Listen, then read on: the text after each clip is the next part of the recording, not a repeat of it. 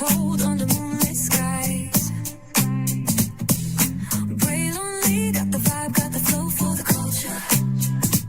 Yeah, you already know. Turn it up, lean back, feel the breeze.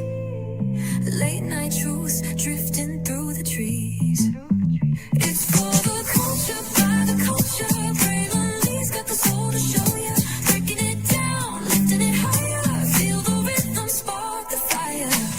Headlines flip with a soulful twist. Behind the scenes where the magic sits. It's the heartbeat of the now and the then, where the story starts and never ends. Tune in, lean in, feel the groove. Every moment, a vibe you can't lose. It's for the culture, by the culture. Brave, lonely's got the soul to show you. Breaking it down, lifting it higher. Feel the rhythm, spark the fire.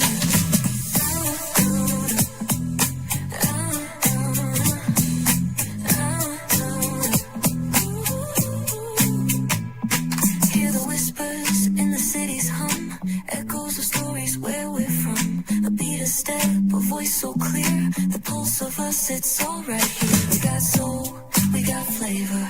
Every moment is a savior. Every experience is an overcome.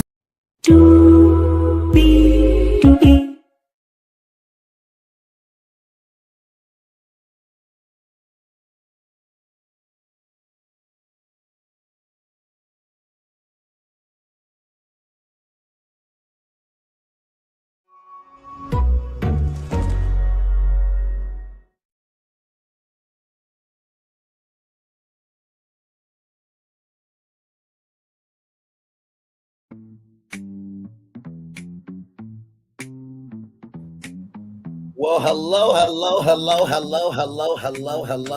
to you, and you. Welcome into another edition of Brightly's Virtual Tour Live. Glad to have all of you here in the building. Hello, gorgeous CC2254. Always good to see you, gorgeous. Linnell Stiller, good to see you as well. And LOL Bird 2398 said Glam bot guy is canceled. We're going to get into that because Walliser, who does the Glam bot for all of the biggest events in Hollywood, well, he might be canceled for the way he handled business. We'll talk about that. Angel Massie, I just want to say not everybody is like this. Apparently, they are leaving reviews of Wonderland's business on Google just to spite Angel and Bobby. And it's just like, I had time this morning, so I wrote a review my damn self. We're going to read it live. Andy Cohen, you got my permission to read it. Read my name, spell my name, mention here, there, and everywhere, everybody's name in my review to the ladies, okay? You ought to have call-ins because I'll read the review live and will not give a flying damn fuck shit or whatever the hell in between about it, because that behavior is atrocious, ridiculous, and it is disgraceful behavior to attack a business just because of a reality show. That is thirsty toxicity behavior. We'll roll around long. By the way, something that could be toxic and you could look thirsty, and depending on how you communicate about it, we're going to talk about kink tonight. Yes, indeed. Y'all saw the thumbnail. Jill Scott loves to make love, but she loves to fuck too, and she wants you to bust nuts. Lots of them, fellas. But her name is Jill Scott Lee. Jill Lee, Miss Lee, if you're nasty, so she's mine. Okay, I'm going to show you evidence of that here in a minute. A Different World is coming back to Netflix. It was the sitcom that evolved Black culture, HBCU culture is coming back to Netflix as a drama. And I got to wait for you to be a part of it. Stay tuned for that. Child, the ICE situation still is unfolding. And child, there are some voices that's got some opinions, and wait till you hear about them. Olandria Carthen from Love Island, she did something very big with her career that I think everybody should take into account. And Morrow, you will be fine. If anything, I think you are reflecting what a lot of people are thinking, but we cannot say that, even though the president has done this, that, and the third. So with that being said, let's get to it. Higher is waiting. Low is available, but y'all know the rest of the words, right? But either way, we got to go on to it. Yes, indeed, we do. Let me take down this iconic intro here. You see that virtual tour background? Yes, you do. You hear that virtual tour music? Yes, you do. And then there is me. Hey, everybody. Good to see you all. I hope all is well with you on this Wednesday evening. Yes, indeed. Let's get to it because we have a lot to talk about and a lot to get through. Here we go. We're going to start off with Cole here. Man, listen. Man. Okay.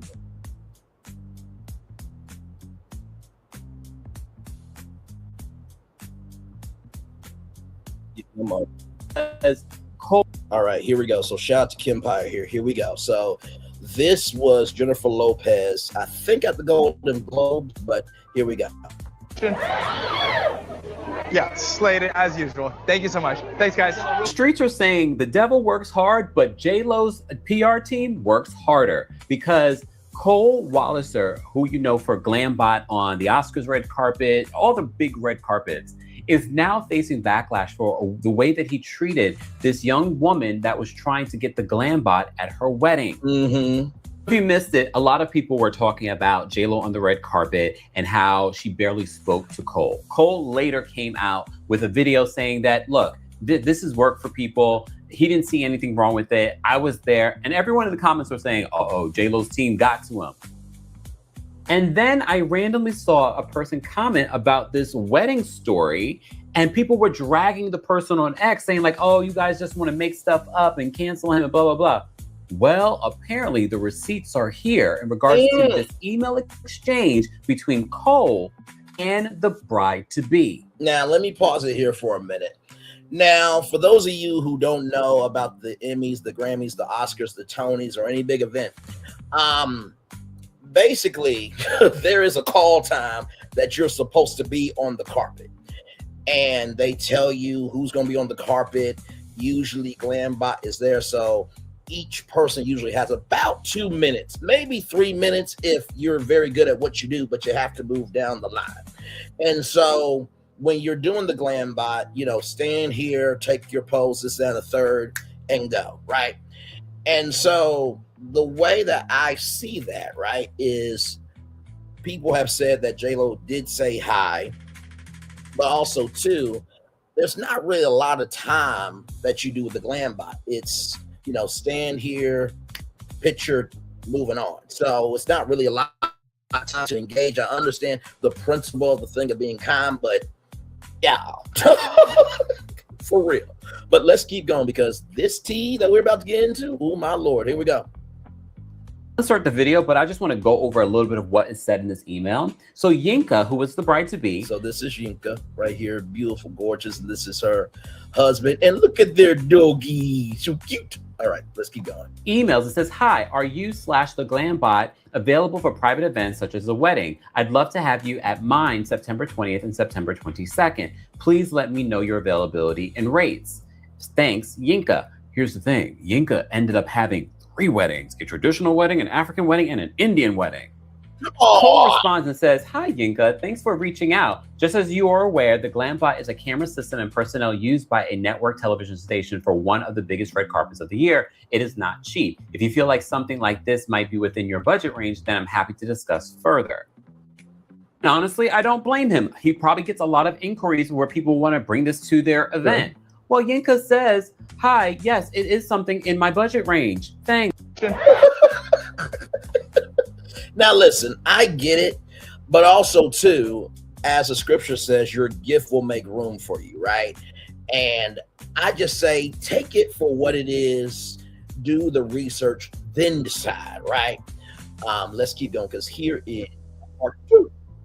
Here is a part 2. Here is a part 2. Here we go.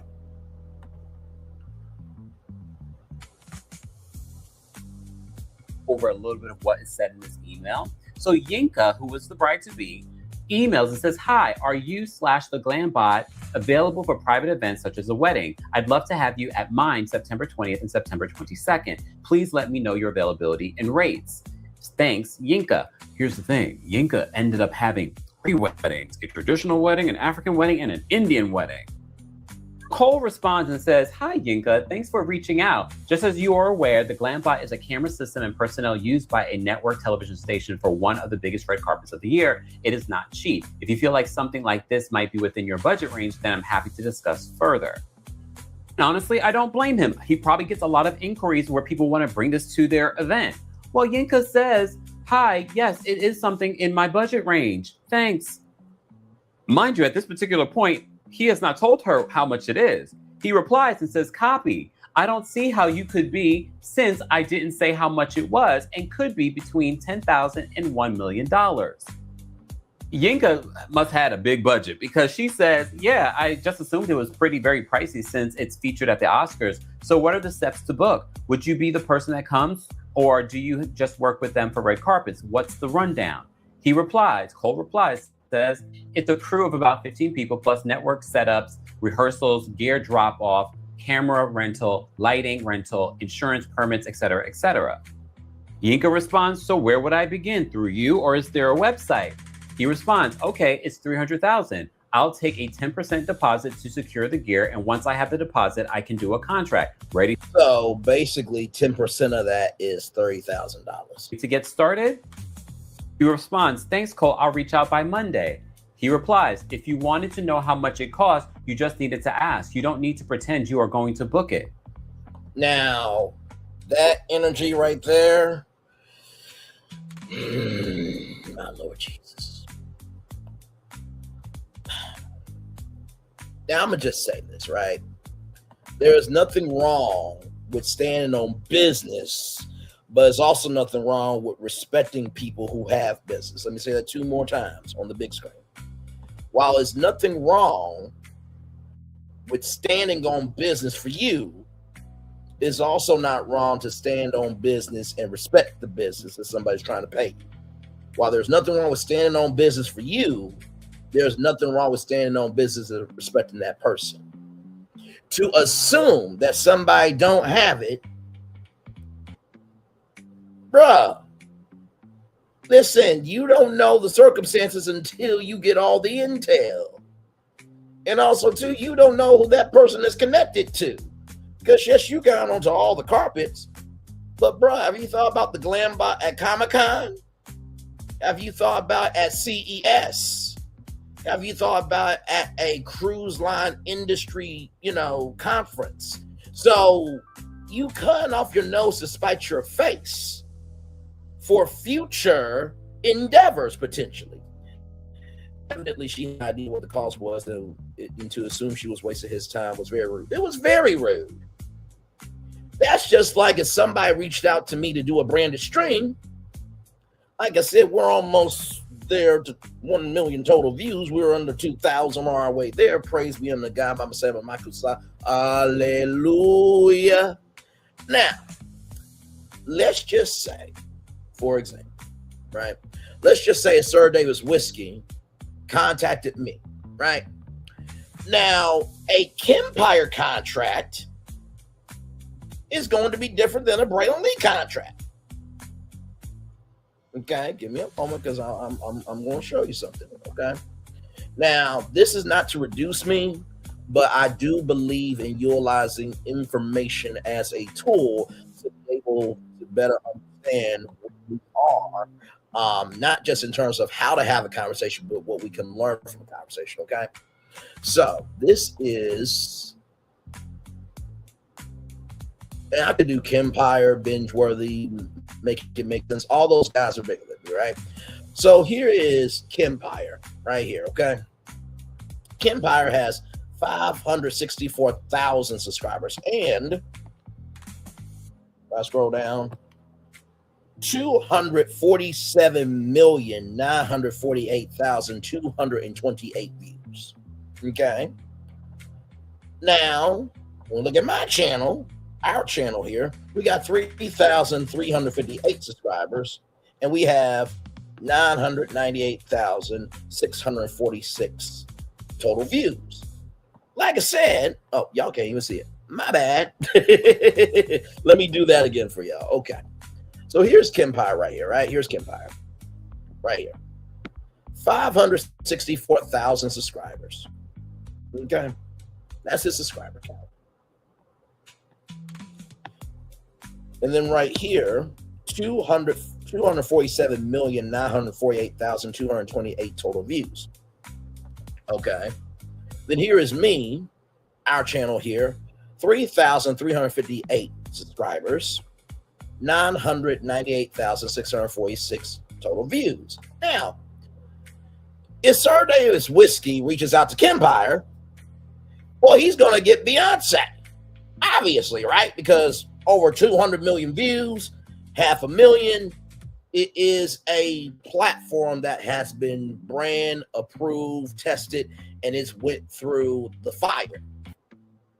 Now, this doesn't mean that Braylon Lee can't work with Sir Davis Whiskey, but more than likely for 3,000 subscribers and 1 million total views, I could probably get maybe $750, right? And a free bottle of Sir Davis Whiskey to drink on the stream. And then I, have the brown banner, have the Sir Davis Whiskey in a corner there, and make this a branded stream. Now, if I do 5 Sir Davis Whiskey Friday streams, right? And we do that at $750.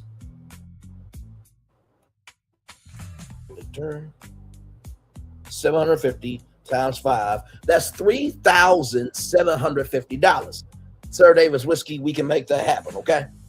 But with Kempire, he's probably going to get at least $20,000, if not more. So, but in the same token of that, just because Kempire's deal is going to be different than mine, doesn't mean I need to be rude to Sir Davis Whiskey. They're giving me a shot in the door. Let's continue.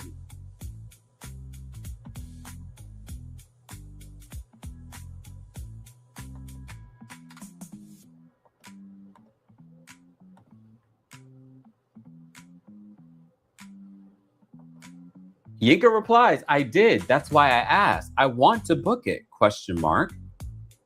Yinka, in an exclusive statement to People magazine, says, as a Black woman, I am no stranger to people making assumptions about who I am and what I am capable of. But I think his responses to me were exceptionally unprofessional and unkind. I was preparing for one of the best days of my life, and to this day, his response shocks me. That isn't how you speak to a potential client or people in general. Hopefully, my sharing this can be a learning experience for him and enable him to be better or at least be more kind. As I mentioned before, Yinka had multiple weddings. She had a traditional wedding, she had an African wedding, and she had an Indian wedding.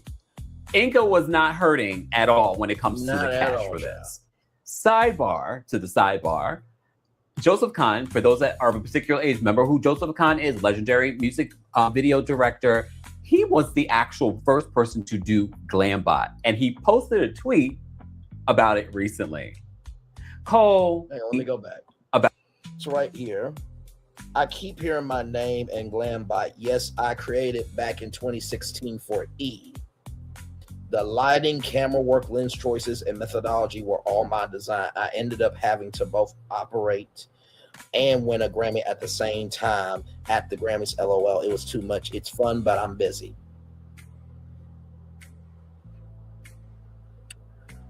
So you mean to tell me that you were blessed enough to be in a position to be able to be in the right environment to take you, in the words of the muses from Hercules, from a zero to a hero, just like that. And the person who actually created it, actually, factually, and smactually, was Joseph Kahn. Child. About it recently. Cole, do better. Do better. Oh. That part. So here is the exclusive People Magazine, people.com. Here we go. Woman slams Glambot director over unprofessional and unkind exchange about potential booking. Exclusive. Yinka Ashan details a 2019 email exchange she had with Cole Walliser over a potential booking for a private event. Need to know. Yinka Osserman tells People Magazine, People.com, her 2019 exchange with Glambot director Cole Walliser about a private booking was unprofessional and kind. In emails reviewed by People Magazine, People.com, Walliser appeared to doubt that Ashan could afford to book the service before he had shared the fee. I was preparing for one of the best days of my life, and to this day, his response shocks me, she says.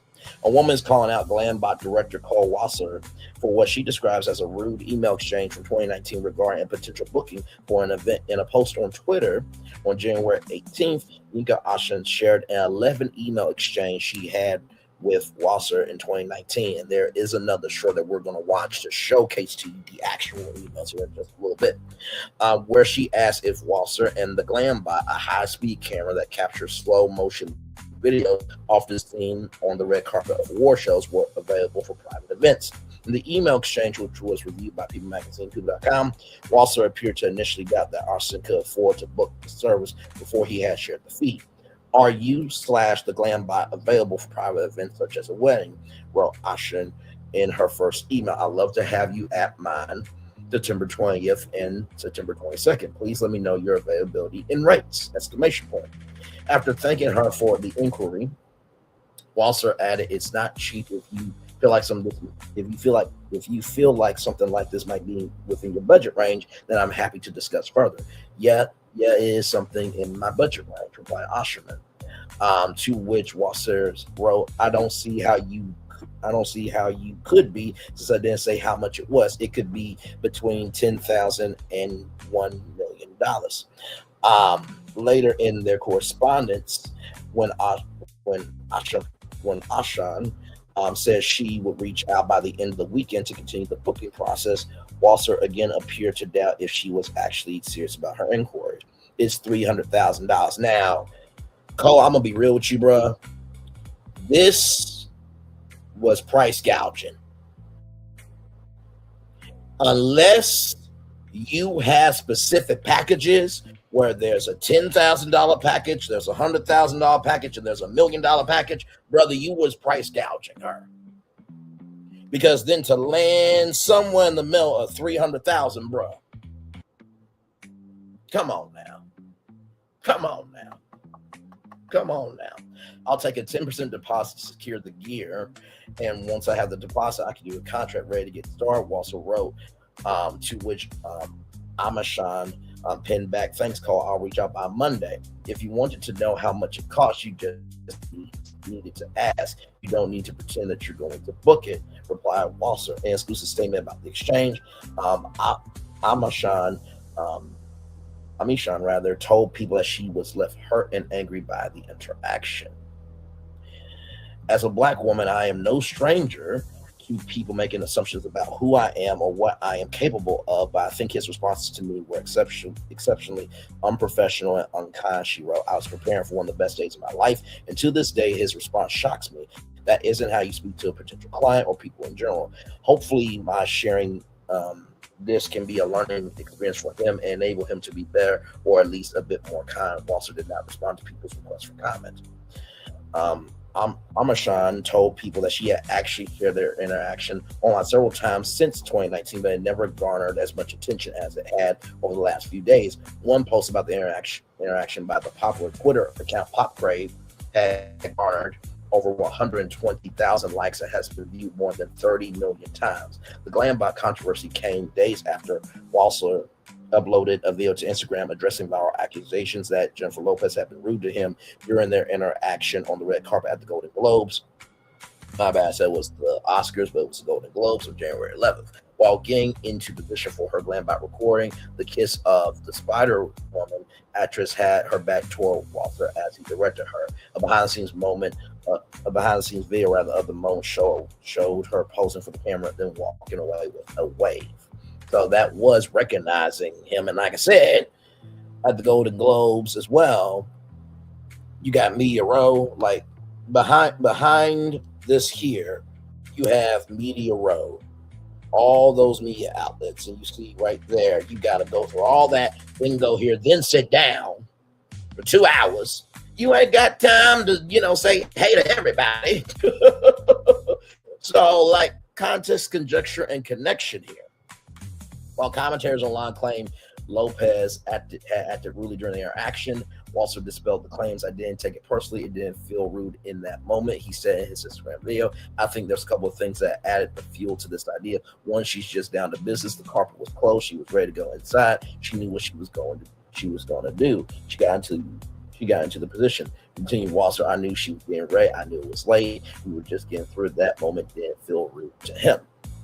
So here is that clip of the emails here. Here we go from Film Cooper. Here we go. And yes, we're going to cover the J-Lo thing, okay? So don't worry. I'm going to catch you up with everything. That's what we do over here. The Glambot guy is getting canceled because people are DMing him to book him for their event, and his responses are so shady. This lady said, "Hi, are you / the Glambot available for private events such as a wedding? I'd love to have you." So Film Cooper is showing the emails here. Now these emails are off of Twitter. Okay, so. Mine, September 20th and September 22nd. Please let me know your availability and rates. That's such a nice way to just inquire. And his first response, he doesn't even give her the rate. He just thanks for reaching out. Just so you are aware, the Glam Bot is a camera system and personnel used by a network television station for one of the biggest red carpets of the year. It is not cheap. If you feel like something like this might be within your budget range, then I'm happy to discuss further. She said, yeah, it's something in my budget range. He said, I don't see how it could be since I didn't say how much it was, and could be between $10,000 and $1 million. Bro, just say how much it costs, and if she's like, I can't afford it, she's like, why are you being a dick about it? She said, yeah, I just assumed it was very pricey since it's featured at the Oscars. So what are the steps to book? Like, she's like, no, I'm about this. I can afford it. Would you be the person that comes, or do you just work with them for red carpets? What's the rundown? He doesn't even give her the rate. He says, it's a crew of about 15 people plus network setups, rehearsal gear, drop-off camera rental, lighting rental, insurance permits, etc., etc., etc. Just say how much it costs, and then she'll say yes or no. She said, so where would I begin? Through you, or is there a website? He said, okay, it's $300,000. I'll take a 10% deposit to secure the gear, and once I have the deposit, I can do a contract. Ready to get started? She said, thanks, Cole. I'll reach out by Monday. She's like, yes, down. This motherfucker said, if you wanted to know how much it costs, you just needed to ask. You don't need to pretend you were going to book it. Brother, you are being such a dick. She still responded to that. She's like, I did, ... That's why I asked. I want to book it. She wants to, she's heard the rate and she wants to. And then somebody else came out and tweeted, he said, can we book you for a wedding? Cole said, hey, dude, I mean, you can, but there's a reason the Glam Bot is only at the Oscars, the Grammys, and the Golden Globes. Money. Brother, you... Yeah, so he did this before. are so... I'm never going to be able to see those Glam Bot things again. I thought he was chill. Like, his videos seemed like, hey, just step right here. Just stand right here. And this is going to come swinging in. J-Lo sitting there like, another hero fallen. First Cody Co, now the Glam Bot guy. The Glam... So let's get to the J-Lo thing, okay? From Yahoo Entertainment, courtesy of US Weekly. Everybody, here we go. Everything to know about the viral Glam Bot drama after Jennifer Lopez's viral moment with Cole Walliser and more. So here she is. Here, J-Lo, she's a gorgeous woman. You can't take that away from her. Who knew the Glam Bot could cause so much drama? It all started after Jennifer Lopez struck a pose at the 2026 Golden Globes. Lopez, 56, turned her back to the camera and then spun around as the lens zoomed in on her. Eagle-eyed fans noticed that she seemingly didn't say a word to Glam Bot creator Cole Walliser. Actually, it was Joseph Calvin who's the creator. Okay. All right, moving on.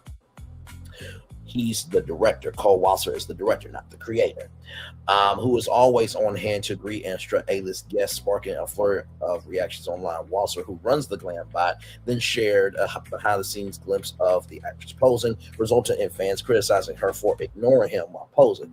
The Glam Bot is a robotic camera that zooms in on its subject at a high speed. It captures cinematic videos of people that are then played in slow motion. Is she ignoring you? One question, while another asked. She didn't even speak to him. A third commented, no smile, no hello, nothing. Walliser then stood up for Lopez, which caused even more of a stir. Keep scrolling for a full breakdown of the Glam Bot drama. So Jennifer Lopez poses for the Glam Bot at the Golden Globes on January 11th. J-Lo posted her vintage Jean Louise Cher hot couture gown for Glambot. She turned her back to Walliser as he explained the way the camera would move while preparing for it to zoom in on her. After she was done, she gave away and walked away. Walliser shared a BTS behind-the-scenes video of Lopez posing for the Glambot via his TikTok, causing fans to call his interaction with Lopez rude. Manners don't cost a thing. Y'all shady. Hashtag my love don't cost a thing. Y'all are shady with the heart emoji there. One follower commented while another added, she's so rude. Not even a hi, thank you, or nothing. Others defended Lopez. Ryan, she doesn't have a mic on. That's why you don't hear her, but she does. But she says hi, nice to meet you, and thank you, and then waves goodbye. Exactly, y'all. Context, conjecture, and connection is everything. Cole Walliser defends Jennifer Lopez. Walliser also came to Lopez's defense after the video went viral on January 18th. I didn't take it personally. It didn't feel rude in that moment, he explained via Instagram. I think there's a couple of things that added fuel to the fuel of this idea. One, she's just down to business. The carpet was closed. He's ready to go inside. So, if I was at the Golden Globes, I just got in the door. The carpet's closed for Braylon Lee. Okay, I ain't getting no pictures, I ain't getting no interviews, there ain't no video. I just gotta go in. But Jennifer Lopez is Jennifer Lopez, so of course they're gonna extend the carpet for her, right? It's hierarchy, y'all. It just is what it is. The carpet was closed. She's ready to go inside. She knew what she was gonna do. She got into the position. Yeah, it's just so unfortunate that the position she was facing away from me. Wait, it's just unfortunate that the position was was facing away from me. So I am talking to her. She's looking away, but she's getting ready for the move. Whilst continuing the moment, I'm not like, hey, turn around and look. I knew what she was doing. Whilst I knew she wasn't getting ready. I knew it was late. We were just getting through it. That moment didn't feel rude. So caught you up on everything with Yinka Ashan. Now, just now, I literally typed in her name, Yinka, People Magazine, and Cole Walliser has apologized for the controversial comments. This came out 9 hours ago for People Magazine, people.com. Glambot director Cole Walliser addresses controversial resurfaced emails in new apology video. I take responsibility. In 2019, I didn't have a team around me. It was just myself. I was overwhelmed, but that's not an excuse. Everything lands on me, Walliser said. Need to know. Glambot director Cole Walliser spoke out for the first time after a woman came forward with what she described as a rude email exchange from him in 2019 regarding a potential booking. In a new Instagram video, Walliser took accountability for the incident and explained his mindset going into the exchange. He also addressed concerns about those on the red carpet who may have felt mistreated or dismissed and apologized. Glambot director Cole Walliser is speaking out 1 week after a woman claimed she had a rude email exchange from him in 2019 regarding a potential booking for an event. Walliser 44 addressed the incident in the Instagram video shared on Tuesday, January 27th. Let's see, make sure, and we will watch that because y'all know we're about full transparency over here. For what it is. So hopefully it's not too long, but we will play it. Back to this. Shared on Tuesday, January 27th, so yesterday, in which he took accountability for his tone and actions and explained his mindset during the time in which the email exchange took place. I want to talk about some emails that I sent years ago that resurfaced recently. The tone in these emails was dismissive and curt, and that is not okay. In 2019, I didn't have a team around me. It was just myself, he explained. I edited every single video. I answered every single email, and I was overwhelmed. But that is not an excuse. Everything lands on me. This comes after Yinka Amashan told People Magazine, people.com, that she had 11 email exchange with Walliser in 2019 that left her hurt and angry. She said she asked if he and the Glambot, a high-speed camera that captures slow motion videos often seen on the red carpet of award shows, were available for private events. The exchange, Walliser appeared to initially doubt that Amashan could afford to book the service before he shared the food. Amashan said she would reach out again, to which the Glambot director responded, if you wanted to know how much it costs, you just need to ask. You don't need to pretend you're going to book it. So this is Cole Walliser here. In his Instagram video, Walliser went on to take responsibility for his choice of words during the exchange and appeared to address some of the social media hate that he had been getting online. I think the hardest part about all of this is being labeled racist. He said, I'm half Chinese, and growing up, issues of identity, race, and belonging deeply affected me. I would never intend to inflict that onto anybody else.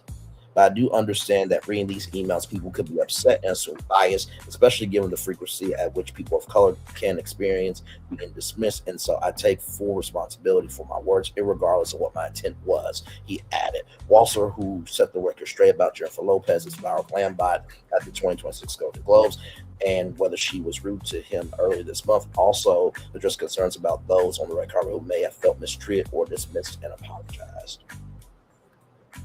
I also want to acknowledge people's concerns that they were mistreated or felt dismissed or treated less than on the red carpet. He said, live events move really fast. I would never want someone to come see me and leave feeling that way. But I do understand that it could happen, and it did happen, and for that, I am sorry.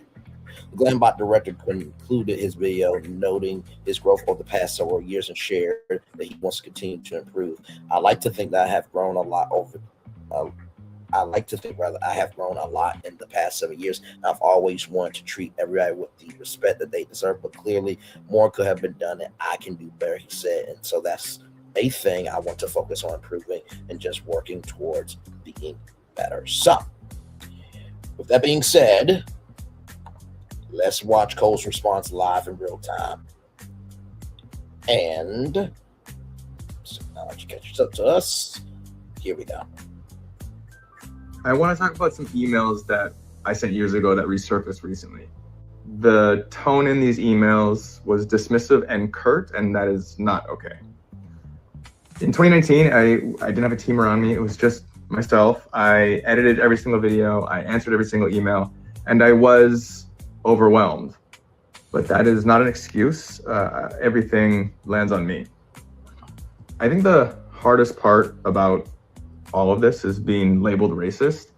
I'm half Chinese, and growing up, issues of identity, race, and belonging deeply affected me, and I would never intend to inflict that onto anybody else.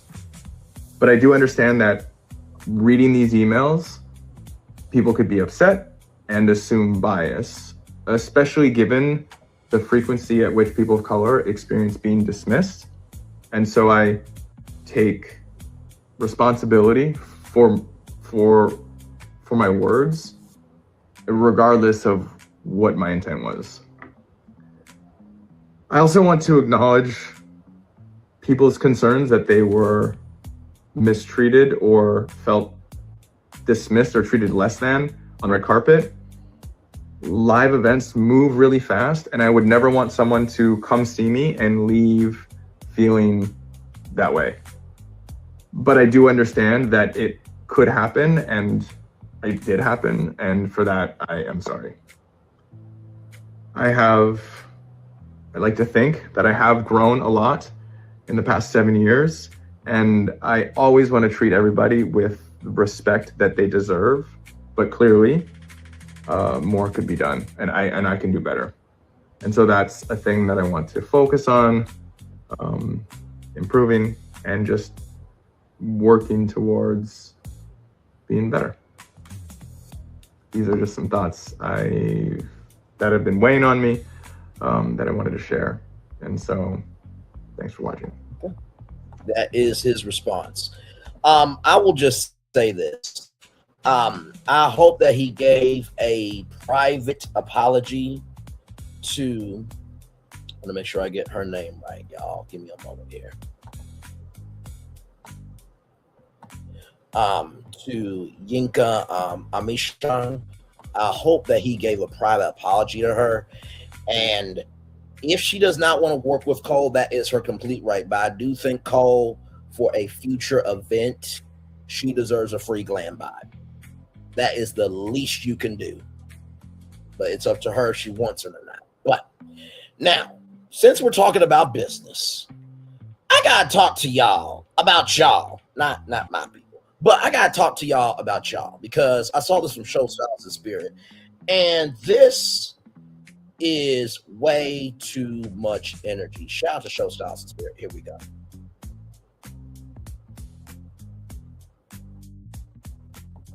Hello, everyone. Thank you so much for checking out this video here on Show Style and Spirit. I am Ebony, and I want to give my commentary on some viewers of The Real Housewives of Potomac trashing Angel Massie's Wonderland Outdoors business via Google, leaving negative Google reviews, and they have not even traveled out to Colorado to experience her Wonderland Outdoors for themselves. Now I want to pause it here. I want to zoom in on this. Disgusting behavior. This is just the tip of the iceberg from what I've endured from some fans this season. I don't care what anybody says. This isn't normal. Reality TV is supposed to be fun, not a digital firing squad. Housewife fans review bombing Wonderland Outdoors over Angel's RHOP Colorado trip is unhinged behavior. Every single one of these miserable people need to touch grass. This is too much. This is scary. This is people that can't separate reality TV from reality. That comment, top tier energy. Here we go. Okay, so we have to talk about some fans' unhinged behavior. Now, before we get into the toxicity, I ask that you please hit the like button on this video as well as subscribe to the channel. Everything that I'm saying in this video is alleged and just my opinion. So this story is coming from the Bravo Shade Room.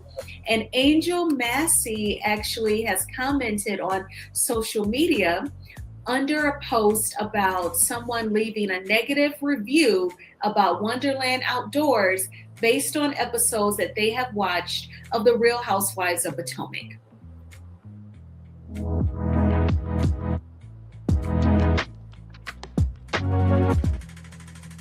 And Angel writes, disgusting behavior. This is just the tip of the iceberg of what I've endured from some fans this season. I don't care what anybody says. This isn't normal. And a viewer of the show said, reality TV is supposed to be fun, not a digital firing squad. Housewives fans review bombing Wonderland Outdoors over Angel's RHOP Colorado trip is unhinged behavior. Every single one of these miserable people need to go touch grass.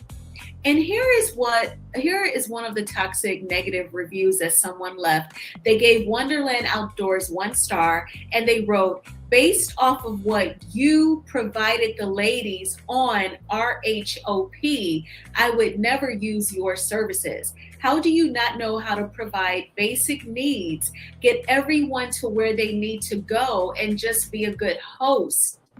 I think you definitely need to attend a course in hospitality. So they trashed her business based off of what they saw on RHOP. Talk about failure to analyze and compartmentalize. I get that Angel Massie and her husband own Wonderland Outdoors. That's when you pay them to basically show you nature in Colorado, where you do the fly fishing and you enjoy, a well-cooked meal outdoors in nature. And they want to share that part of Colorado with the public. And Angel, if you've been watching The Real Housewives of Potomac, you know that she has had a ton of snafus as hosting a trip her very first season on the show. Now, I am not a part of production for RHOP. I'm not a producer for that show, so I do not have any proof that production may have set her up to look like a fool. But I will say, shout out to Kempire. He is amazing. He said during one of his lives this week that his source told him that season 10 of RHOP was boring. Production was bored, and that they were feeding their typical producer pets like Giselle, and I would imagine Ashley, to do what needed to be done to hype up the show. Wow. One example, and shout out to Scotty by Nature, he said during his live review that he thought it was odd that Giselle asked the ladies, because remember Wendy went off on Stacy, because, Stacey wasn't fully honest about her desire to attend Jazzy's wedding because Ashley and Wendy were going.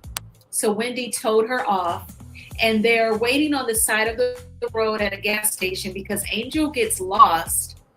She cannot find the fly fishing excursion because it was at an exclusive private area that she was not used to. Now, I will just say this. Whenever you are doing a business, right? Sometimes your locations that you usually have may be booked up, right? Or maybe they are unavailable. Maybe the season's down, this, that, and the third. Circumstances permitted. What really pisses me the fuck off about this is like, are y'all serious? Now, if the same energy was given to each and every single one of you who did that shit, y'all would feel a way about it. And we're going to look at my review because I gave a full-throated review. And I said what needed to be said. I don't give a fuck, damn, or shit about it. I don't.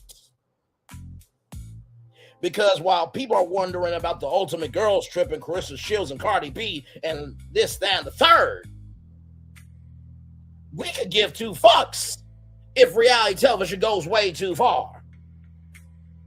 Hello, where is people's mental at? Some of y'all, it looks like it's non-motherfucking existent. I don't know what has happened to society where we just think that being disrespectful is the move. But where I come from, Little Rock, Arkansas, where 9 black kids went into a motherfucking ass school so everybody could get a fucking education held to the low. My Lord Jesus. My Lord Jesus. My Lord Jesus. Like I said before, thank God some of y'all were not in the civil rights movement because we would still be in the fucking field picking cotton.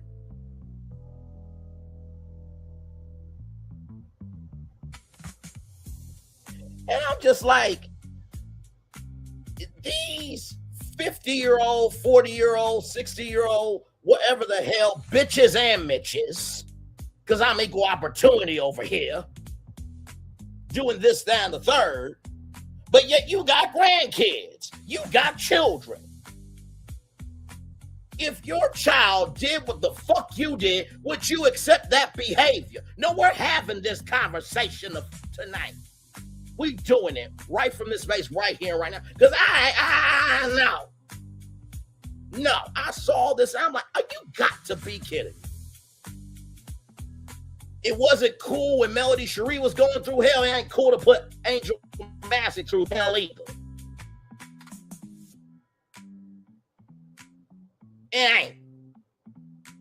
So if you can hoop, holler, scream, shout, and do whatever the fuck to ride for Melody Cherie, we should be able to ride for any and every black woman, man, child, and everybody in between who's trying to do something good in the neighborhood. Y'all be too fucking selective of what you want to give a fuck about. If what I'm saying ain't true, keep your motherfucking mouth shut. But if it is true and you do respond, it must be true about your bitch ass or mitch ass to some damn degree. This is disgusting.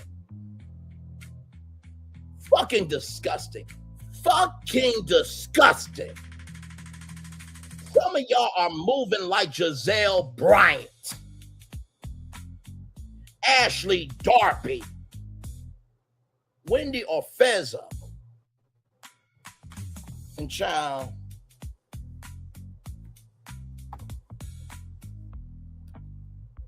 make sure I get this last person's name right, because I'm saying what needs to be said.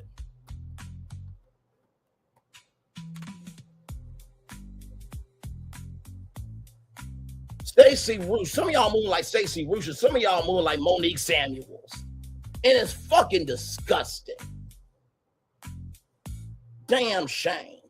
But God forbid somebody does Google reviews on your business, something you worked hard for, something that you had to work through your mental to get to the higher that's waiting for. Then you want everybody to come to your side. No. In the words of Issa Rae, I'm rooting for everybody black. Does that include Amanda Seals? Because I bet you it don't. Fuck wrong with y'all. Moving on. So anyway, while they're waiting to hear back from Angel or get picked up, Giselle asked the ladies, "How was your ride?" Because they rode in 3 separate cars, and one car was Jazzy, Stacy, and Wendy, and then Wendy went off on Stacy in their car. So Giselle asked, "How was your ride?" And then they talked about it. I'm saying all this to say that Scotty was convinced that production tipped off Giselle to ask about their car ride because Wendy went off on Stacy. Imagine being able to build an app with your name on it, just by thinking about it. Meet Base 44. So I think that it's very feasible that Angel got played during the Colorado cast trip in some aspects in order to stir up drama. Now, what I do think is goofy was the accommodations that the ladies were ever in that Airbnb that was an 1.5-hour drive away from Angel's home. I think that was a huge boo-boo because this is a reality TV show and this was supposed to be a girls' trip. How is it that the girls' trip, the girls are divided and they're an 1.5 hours away? That's like being here in the Metro Detroit area and then some of the girls are at my school, Michigan State University, like an 1.5 hour drive. That is insane. I felt like they should have always been staying in Aspen because it sounded like Aspen was where it's popping in Colorado. To me, they should have just been in Aspen hanging out and then maybe take a day or two to do the nature shit. But there's so many different scenarios. First of all, y'all gotta understand show styles and spirit. She is so very cutesy, very mindful, very demure. So anytime she cusses, I'm like, yes! But I do agree. Now, we know that production sometimes pays for trips. Other times they work with the tourism board of like, hey, quid pro quo, I scratch your back, you scratch mine. And then other times, child, y'all make it do what it do, we'll capture it. And I'm wondering, right, if Angel wanted to maybe do Aspen, Colorado, but production was like, no, we need some tension, this, that, and the third. Because if you guys remember Winter from formerly of Love and Marriage DC, and when I was on Content Creators Channel, I asked Winter, did they sit down with the cast to have a season overview, to have a whiteboard, and to have sticky notes of what everybody's storyline was? And Winter said that was a great question, but they did not do that. So that's a little more context, conjecture, and connection for you there. Here we go. Where you feel like Angel could have done better. But I don't think that it's all on her because this is for a reality TV show. And again, the word on the street is that the season was boring and production did what they had to do to manufacture drama. Can we say we need Karen? I'm so glad that she is home, okay? I feel like Angel, she just had an entire clusterfuck of a first season. I feel like she's had the worst first season in history. And again, I don't think that it's all on her. I know that a lot of people, their commentary is Angel is a mean girl and she's just learning in real time on this show that not everyone is going to kiss her ass or there are other mean girls that can match that energy. I'm not fully convinced that she's a mean girl because this is just her first season. I actually feel like her interview with Angela Yee, it helped her a lot because after I watched that interview, I liked Angel even more. And so I feel like it's just really bad luck. Yeah. She's just had like a really horrible first season. But in regards to the fans leaving these reviews, I think that it is very... I think it's a lack of self-control. I think that it is an excess of mean girl energy. And I think that it is just ridiculous. And I hate it because like I'm a fan of several different celebrities, but I don't think that I'm an unhinged person or an unhinged fan. I aim to treat others how I want to be treated in return. And I'm show not styles and spirit. Let's keep it a buck, sweetheart. Not everybody moves in that energy. They don't. Sometimes people will throw you away, forget the totality of who you are, just to be with the cool crowd. And then when the heat gets to their doorstep, now they want to be silent like a church mouse.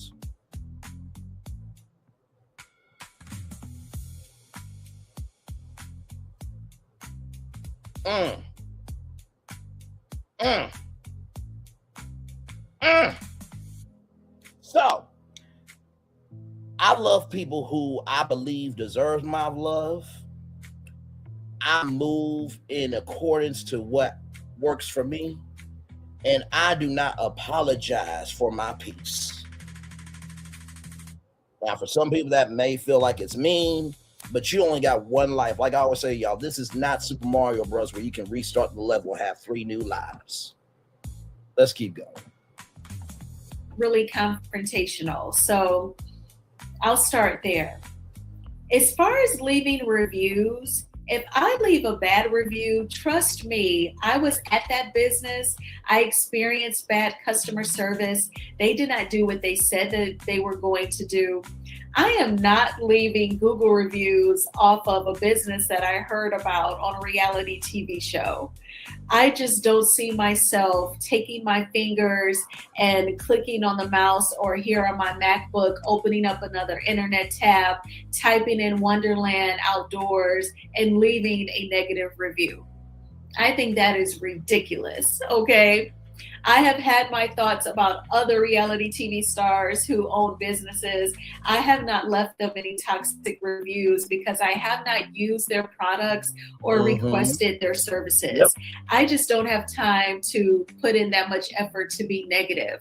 I think that it is so uncalled for.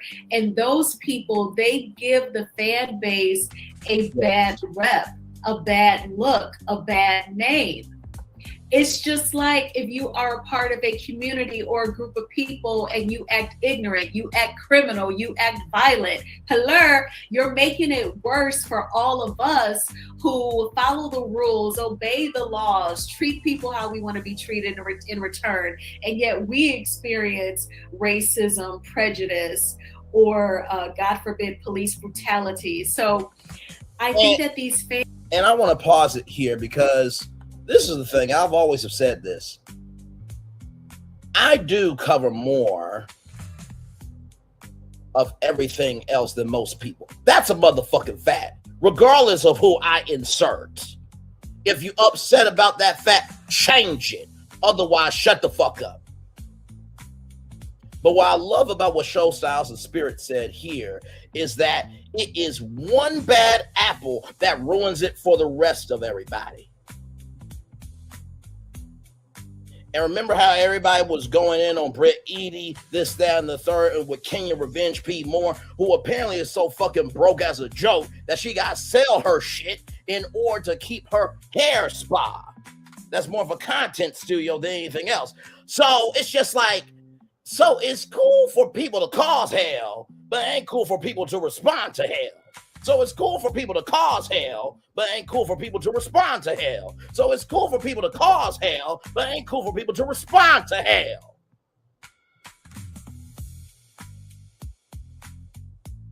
Neon reminds you of our former days of a decrepit, dilapidated, and delayed show that I used to cover and the argument back and forth. Let me tell you something. Not one motherfucking time have I ever left a bad review from Melody Cherie or Stormy. Child, some people don't know how to be a viewer or a consumer responsibly, accordingly, and with integrity. Just keeping it a buck. Because I'm really tired. Oh, let's elevate Portia. You want to elevate Portia, huh? Portia, the one who stole somebody's man. Portia, who believes the Underground Railroad is a train. And Portia, who has this type of mindset. It's not just feeding the hungry only on Thanksgiving. It's an everyday situation. You know what I mean? This is 265 days a year.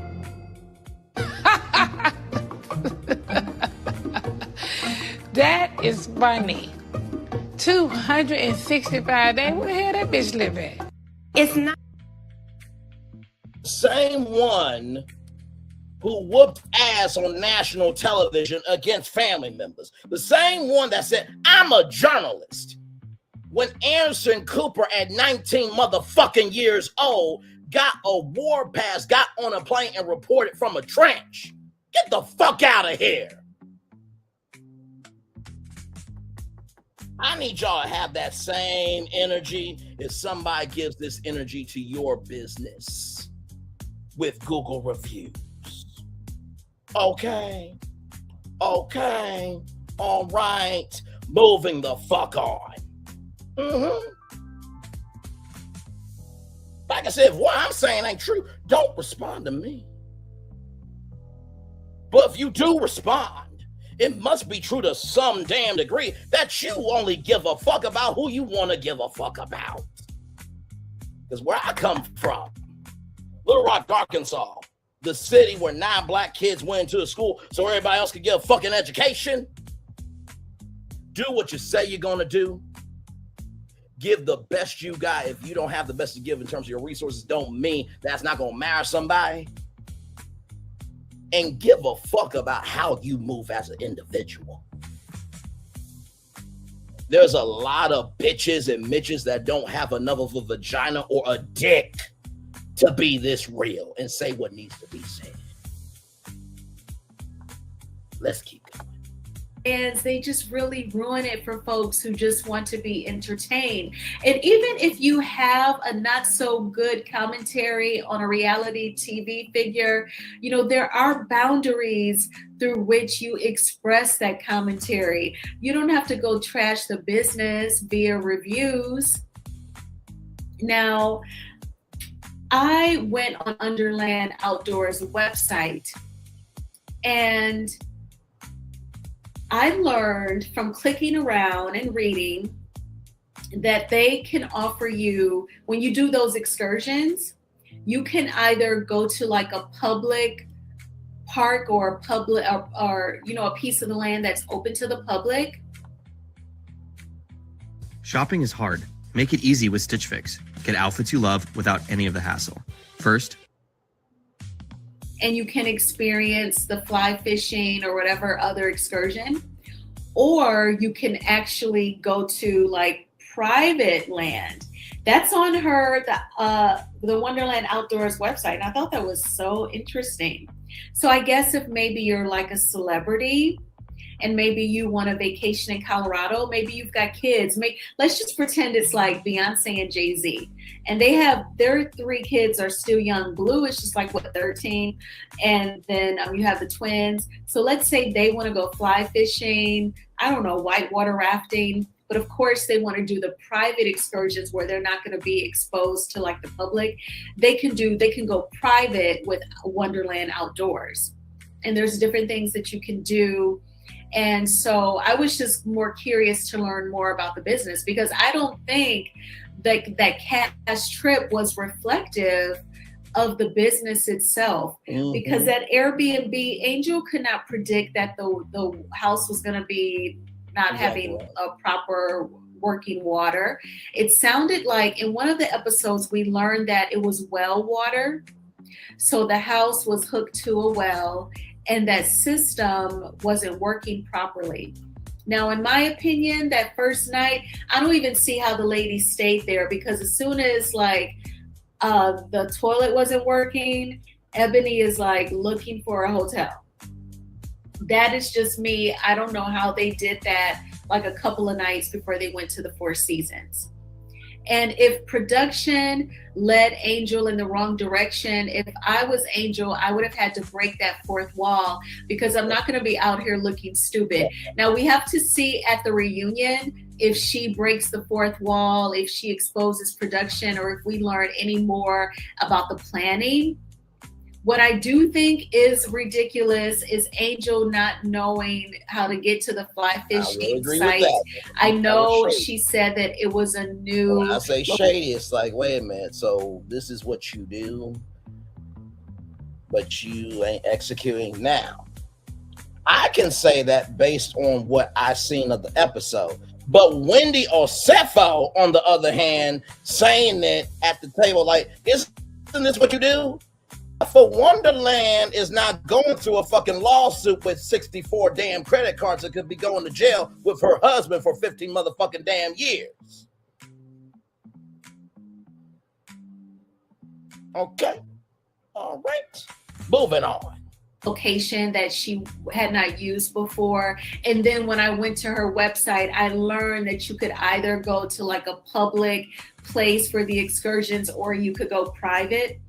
So I'm like, okay, so there is a variation. And Colorado seems to be a huge state with nothing but like highway and trees. So I would imagine if you take the wrong exit or make a left-hand turn, you probably could easily get lost and everything looks alike.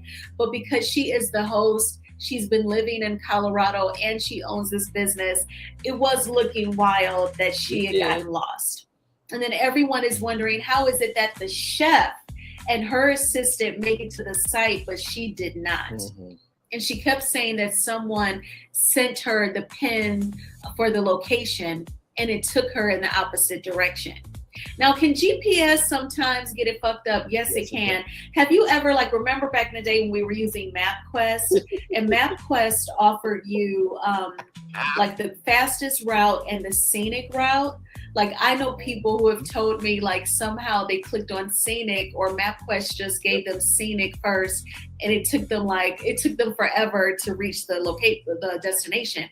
I don't know what went wrong, but Angel, she's gotten her verbal lashings, and I'm sure she was embarrassed. She cried in this last episode because it was just an entire clusterfuck. And I gotta tell you something. I really felt for Angel because I really don't think that she's a mean person. And I'm gonna bring up Wendy Osefo's kids for a minute. Wendy, hey, I'm gonna bring up your kids for a minute. Remember that episode? 2 episodes. Remember the first one episode where you said that you have to go to college in order to get your funds?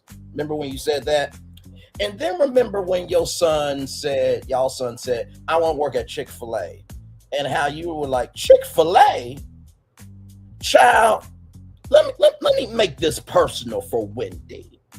Okay? Let me make it personal. Let's just say, right, that you started a business and you didn't know what the fuck your ass was doing. And so let's just say that the fans did bad reviews under your son's Chick-fil-A restaurant on Google. Would that be cool? Would that be nice? Would that be kind to do?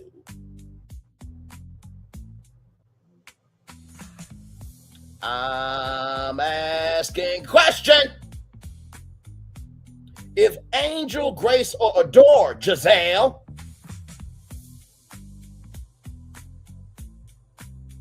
tried to do something right and you did something wrong, would it be fair for them, to the fans, to do Google reviews to Grace, Angel, and Adore? Don't it same to you and your children? Let's just say that you screwed over somebody with Shop Me Leave. And they're like, you know what? I'm going to ruin her kid's reputation. Stacy, your child. Same thing. Ashley Darby, you are about to make a children's book, correct? Well, somebody doesn't get their order.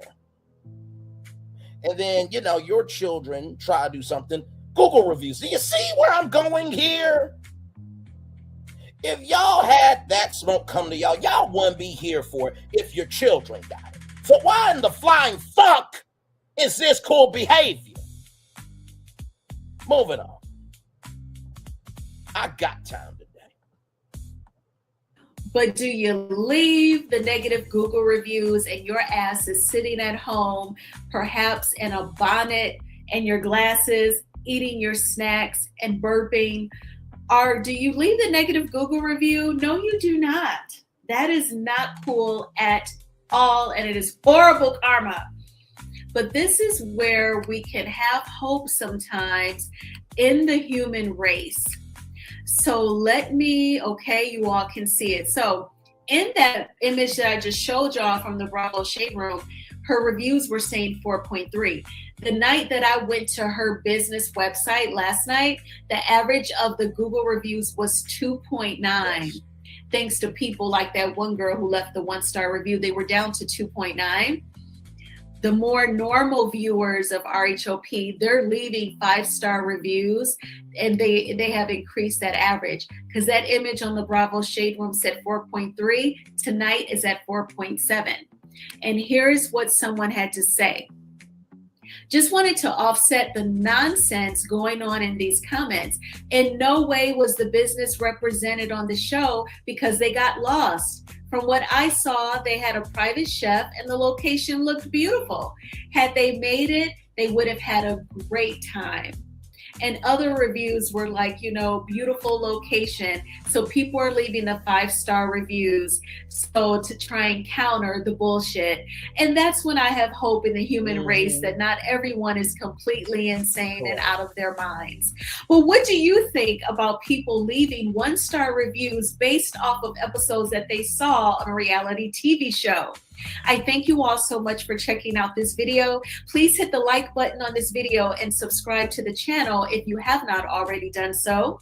And again, I hope that you all had a terrific Tuesday. Please check out my video that I made about the rapper Chingy and him talking about how the Sydney Star lie affected his career. I hope that you all have a wonderful Wednesday.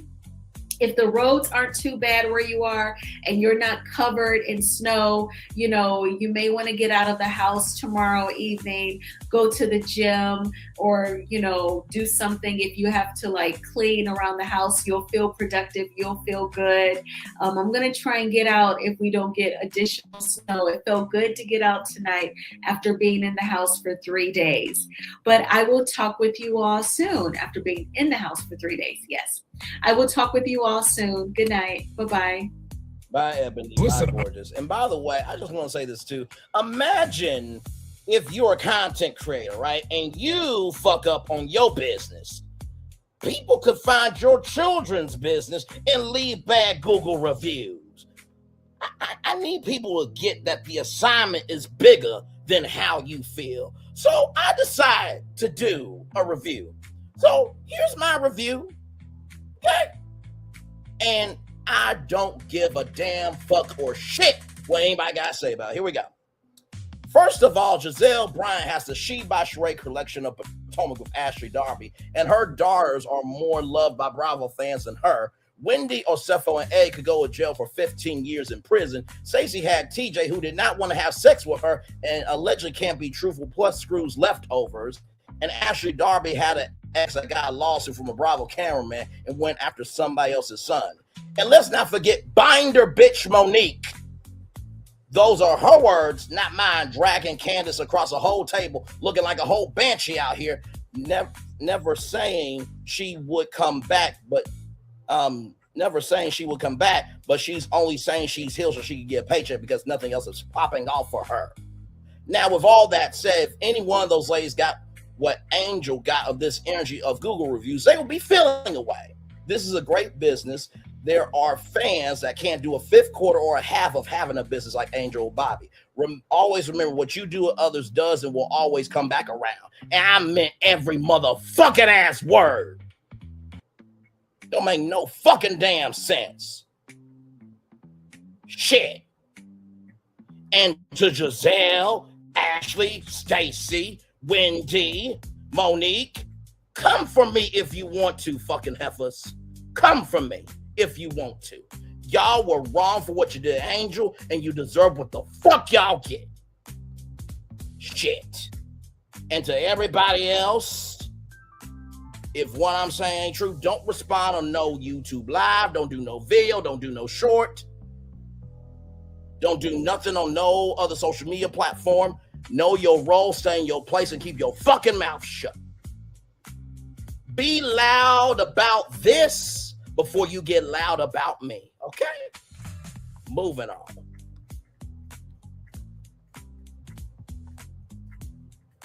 Child. Make no damn sense.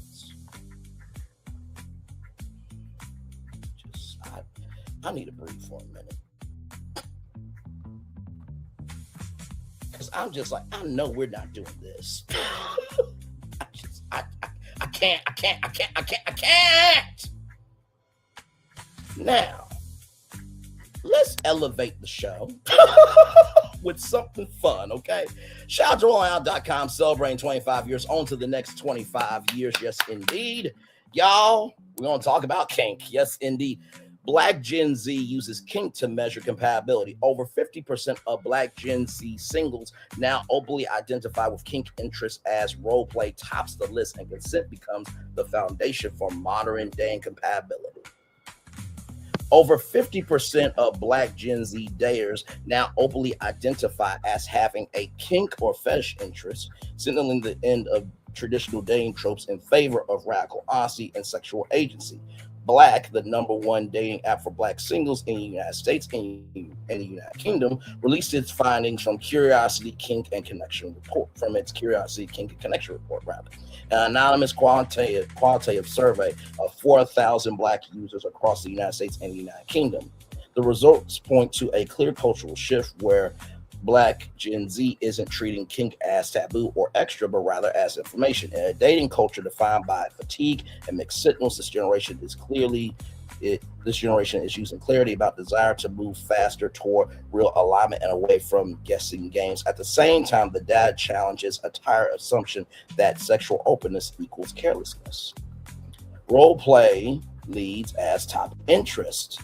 The survey identifies role play as the #1 fetish interest in both the United States and the United Kingdom, surpassing all the categories. Among respondents who selected interests they currently enjoy, role play and fancy dynamics ranked first, with 37.6% in the United States and 41.2% in the United Kingdom. This suggests that many Black Gen Z singles aren't only seeking intensity, but rather imagination, play, and relief. For a generation facing constant pressure to be strong and resilient, role play serves as a form of intentional escapism. It allows singles to tap out of daily stressors and use fantasy as a tool for emotional release and deeper intimacy. Fantasy becomes a way to step out of daily pressure and into a shared space where intimacy feels lighter, freer, and more expressive. Compatibility measured through curiosity. The findings suggest that for Black Gen Z, sexual curiosity isn't taboo, but now a prerequisite for compatibility, a sign of effort and imagination rather than a secret side. When asked if they'd be open to date someone with a fetish or kink, 86.1% of U.S. respondents and 80.6% of UK respondents said they're open to dating someone with a kink in some form. That suggests that the old traditional default is shrinking. When asked whether they're open to exploring new fetishes, nearly 6 in 10 said yes, with 57.9% of U.S. respondents and 59.6% of United Kingdom respondents indicating openness. This doesn't read as impulsive behavior, but rather as a generation that sees sexual compatibility as something you co-create with the right person. Openness isn't unconditional, but tied to trust. Consent and boundaries lead exploration. The data shows a boundaries-first approach where mutual consent at 68% and trust at 64% were ranked as the most important factors when exploring sexuality. This proves that those exploring kink are actually leading the way in emotional intelligence and safety. Across markets, respondents consistently tied exploration to consent, trust, communication, and boundaries, suggesting a more intentional model of intimacy. When asked what matters most when exploring, top choices across both markets were mutual consent with 68.1% rather than the United States, and 65% in the United Kingdom. Trust was 64% in the United States and 62.4% in the United Kingdom, and clear communication with 59.4% in the United States and 55.3% in the United Kingdom. This generation is not normalizing risk, but normalizing responsibility. Safety isn't framed as a mood killer, but as the foundation that makes exploration possible. Early conversations become the norm. The conversation is happening earlier in relationships when asked how comfortable they are. Discussion feds interest with a new partner. 79% in the United States and 72.1% in the United Kingdom indicate comfort either immediately or with the right person. This signals a cultural shift towards directness, where Black Gen Z is more likely to openly express their preferences and boundaries early on, rather than risk emotional investment followed by compatibility shock later. Black Gen Z is also raising the standard for the whole package. When asked what they prefer in a partner, the most selected option in both markets was one both emotional maturity and sexual chemistry with no compromise, chosen by 36.6% in the United States and 40.7% in the United Kingdom. This generation has rejected the old trade-off between safe and exciting and holding out for a relationship that both offers peace and spark, or peace spark. Okay. Nearly half of respondents said social media influenced their curiosity to some degree, with 47.4% in the United States and 46.1% in the United Kingdom indicating it was at least a little influential. Rather than creating desire, platforms are giving people language, helping them find vocabulary, context, and confidence to talk about what they already feel. You know, I gotta say this. There's no lies with this survey. There's no lies with it. No lies with it. No lies with it at all. I think at this point in your life, if you cannot be comfortable with what you want, you got some work to do. There's nothing wrong with wanting some foreplay. There's nothing wrong with wanting some heat and desire. There's nothing wrong with wanting your energy to be matched disrespectfully or respectfully. In the words of Jill Scott, she loves to make love, but she loves fucking too. And she wants you to bust nuts. Lots of them. That's what she said. And here's this right here for y'all. Just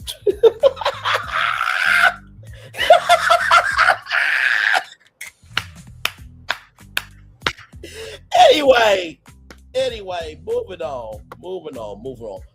If you want to sing out. If you want to be free, yeah. There's a million reasons for everything under the sun.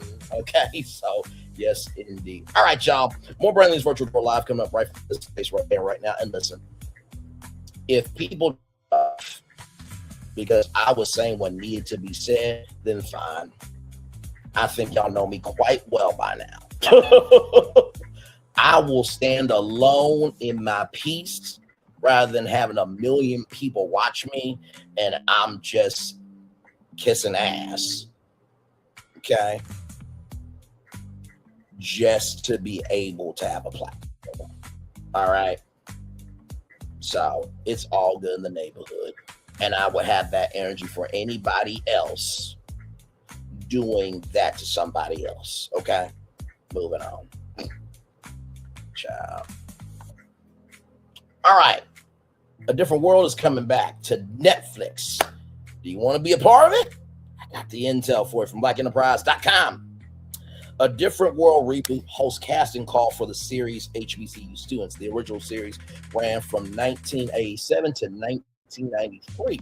Netflix is holding an open casting call for background actors to appear in its upcoming sequel series, To a Different World. The classic 90s sitcom. The set at the fictitious HBCU Hillman College, the Atlanta-based production, posted the ad on projectcasting.com. Applicants must be 18 or older and be able to portray members of the HBCU campus community, including students, parents, or faculty, as background actors in scripted scenes. The posting says filming will take place in the Atlanta area and actors will be paid for their work. Okay. The listing encourages performers, particularly HBCU students and alumni, to bring authentic campus life to the series backdrop. No prior acting experience is required, though applicants are expected to be reliable, punctual, and professional during filming. Okay. So right here, this is for Central Casting. So to sign up with Central Casting Georgia, you can scan this QR code right here. So I'll zoom in on it right there. So you can scan that QR code right there. Hang on, wait, I gotta get back to y'all. You can scan that QR code right there, or you can go to centralcasting.com/get-cast. Okay. And filming will start in early February in the Atlanta area. All right. The production is the part of Netflix's intention to revive A Different World universe, as opposed to the more common spinoff. The platform is blending returning legacy cast members with a new generation of characters. So think about Bel-Air, for example. Original stars such as Jasmine Guy and Kadeem Harrison are reportedly reprising their roles. The sequel series will follow the next generation under creative leadership that includes Bel-Air showrunner Felicia Pride. Filming is scheduled to extend into mid-2026 in the Atlanta region. Now, I do believe that Whitney and Dwayne had a child, and so that child is going to go to Hillman College, right? A Different World ran on NBC from 1997 to 1993. The spinoff of The Cosby Show aired 144 episodes and introduced such talents as Guy Harrison, Marissa Tomei, and Sinbad. Known for its cluster of HBCUs, Clark Atlanta University, Morris Brown College, Spelman College, and Morehouse College. Atlanta is a prime location for the revival. The show will incorporate Black campus culture and stories grounded in Black youth experiences in higher education. So congratulations, y'all. If you want the link to this article is in the description box below. So get your opportunity to be a part of this comeback. And I think there was a HBCU up for sale. Child, if I had the money, I would have bought it and named it Hillman College. Okay, believe me, you. All right, y'all. More from BlackPrize.com. As y'all know, the ICE powings are still, the effects and the impact of the ICE powings are still going on. But child, there are two voices giving their takes. And wait till you hear who. Okay, here we go. Let's get to it. From BlackEnterprise.com, once again, yes, indeed, there as technology catches up to us. Here we go.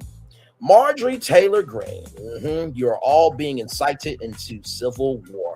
The powing is added to a long list of wrongs the former MAGA follower encourages both Democrat and Republican leaders to make right.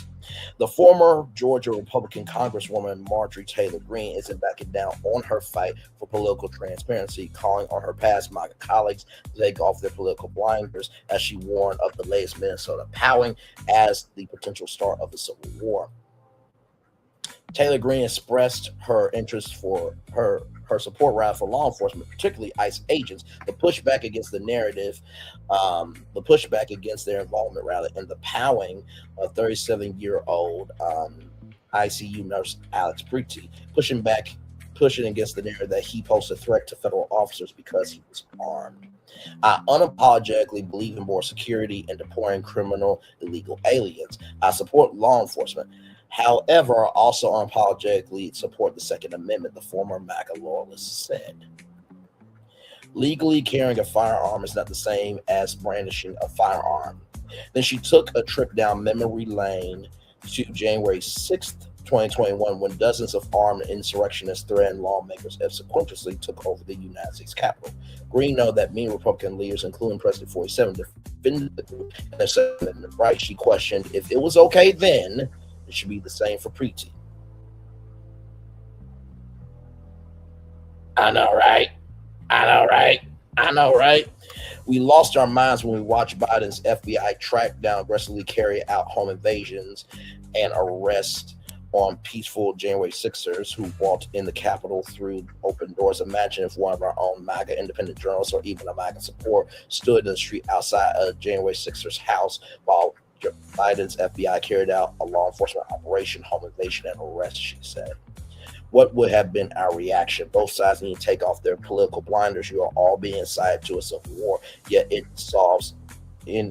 none of it solves any of the real problems we all face, and tragically, people are dying. 47 stands on Preety differentiates from January 6th. After Homeland Security released a picture of a hand pal, allegedly taken from the powing, 47 president shared it defending his ICE thugs. It says troops, but they're thugs. This is the PAL Men's PAL, loaded with 2 additional full magazines and ready to go. He wrote in Troop Social, according to The Hill. What is that all about? Where are the local police? Why weren't they allowed to protect ICE officers? The mayor and governor called them off. It stated that many of these police were not allowed to do their job, that ICE had to protect themselves. Not an easy thing to do. The powering is added to a long list of wrongs the former MAGA follower encourages both Democrat and Republican leaders to make right. Taylor Greene did complete 100A on her conservative colleagues. Before I need y'all to get this part right, Black Enterprise, just looking out for y'all, abruptly announcing her retirement from Congress in November 2025.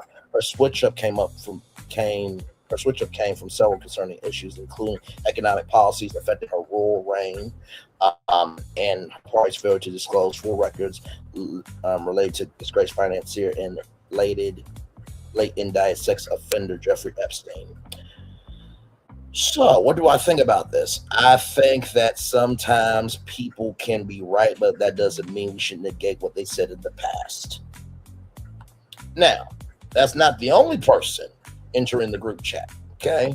BlackEnterprise.com here, okay? Here we go. Yes, indeed, here. All right. Y'all, I know what you're thinking. Wait, what? Yes, the NRA.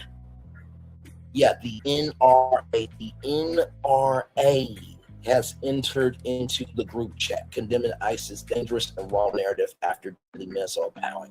The National Rifle Association, the NRA, is calling for full transparency from the 47 administration. Okay. Following the deletion of Minnesota, ICU nurse Alex Preet at the hands of U.S. Immigration and Customs Enforcement ICE agents, the National Rifle Association, the NRA, is calling for full transparency from the 47 administration, saying there is a dangerous and wrong narrative taking place against PAL owners, Fox 9 reports. The Department of Homeland Security posted an image of a 9mm semi-automatic hand PAL on Twitter that they allege was found on Preet, creating the image that the victim was attempting to harm agents. First Assistant U.S. Attorney for the Central District of California, Bill Lai, reposted an image saying if you approach law enforcement with a PAL, there's a likelihood they will be legally justified empowering you. After the NRA chimed in, calling his remarks dangerous and wrong, responsible public voices should be awaiting a full investigation, not making generalizations and demonizing law-abiding citizens, the organization responded. This sentiment from the first assistant U.S. attorney for the Central District of California is dangerous and wrong. Responsible public voices should be awaiting a full investigation, not making generalizations and demonizing law-abiding citizens. Okay. The Constitution, particularly the 2nd, 4th, and 14th Amendments, prohibits officers from powering citizens for merely possessing a weapon that is not an immediate threat. This was reaffirmed in Graham versus Connor, which says force must be reasonable.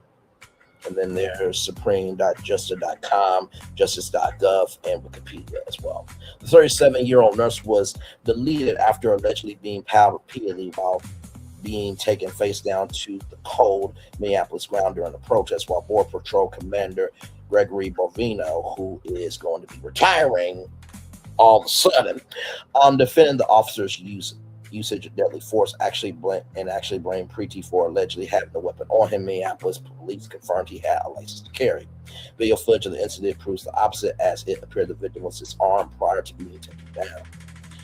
While the National PAL Rights Organization first pushed blame on Governor Tim Walz, calling him a radical progressive politician who incited violence against law enforcement officers who are simply trying to do their jobs, PAL rights advocates and experts are surprised to see organizations and federal officials using the narrative against the victim.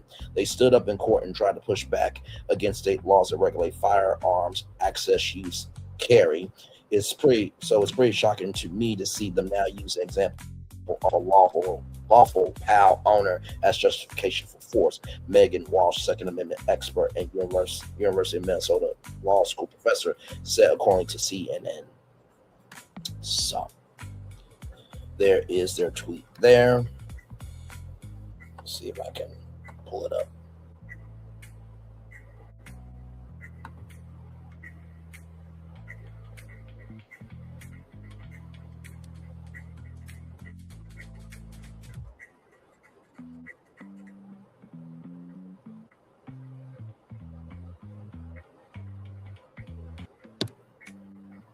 Okay, also here is this here.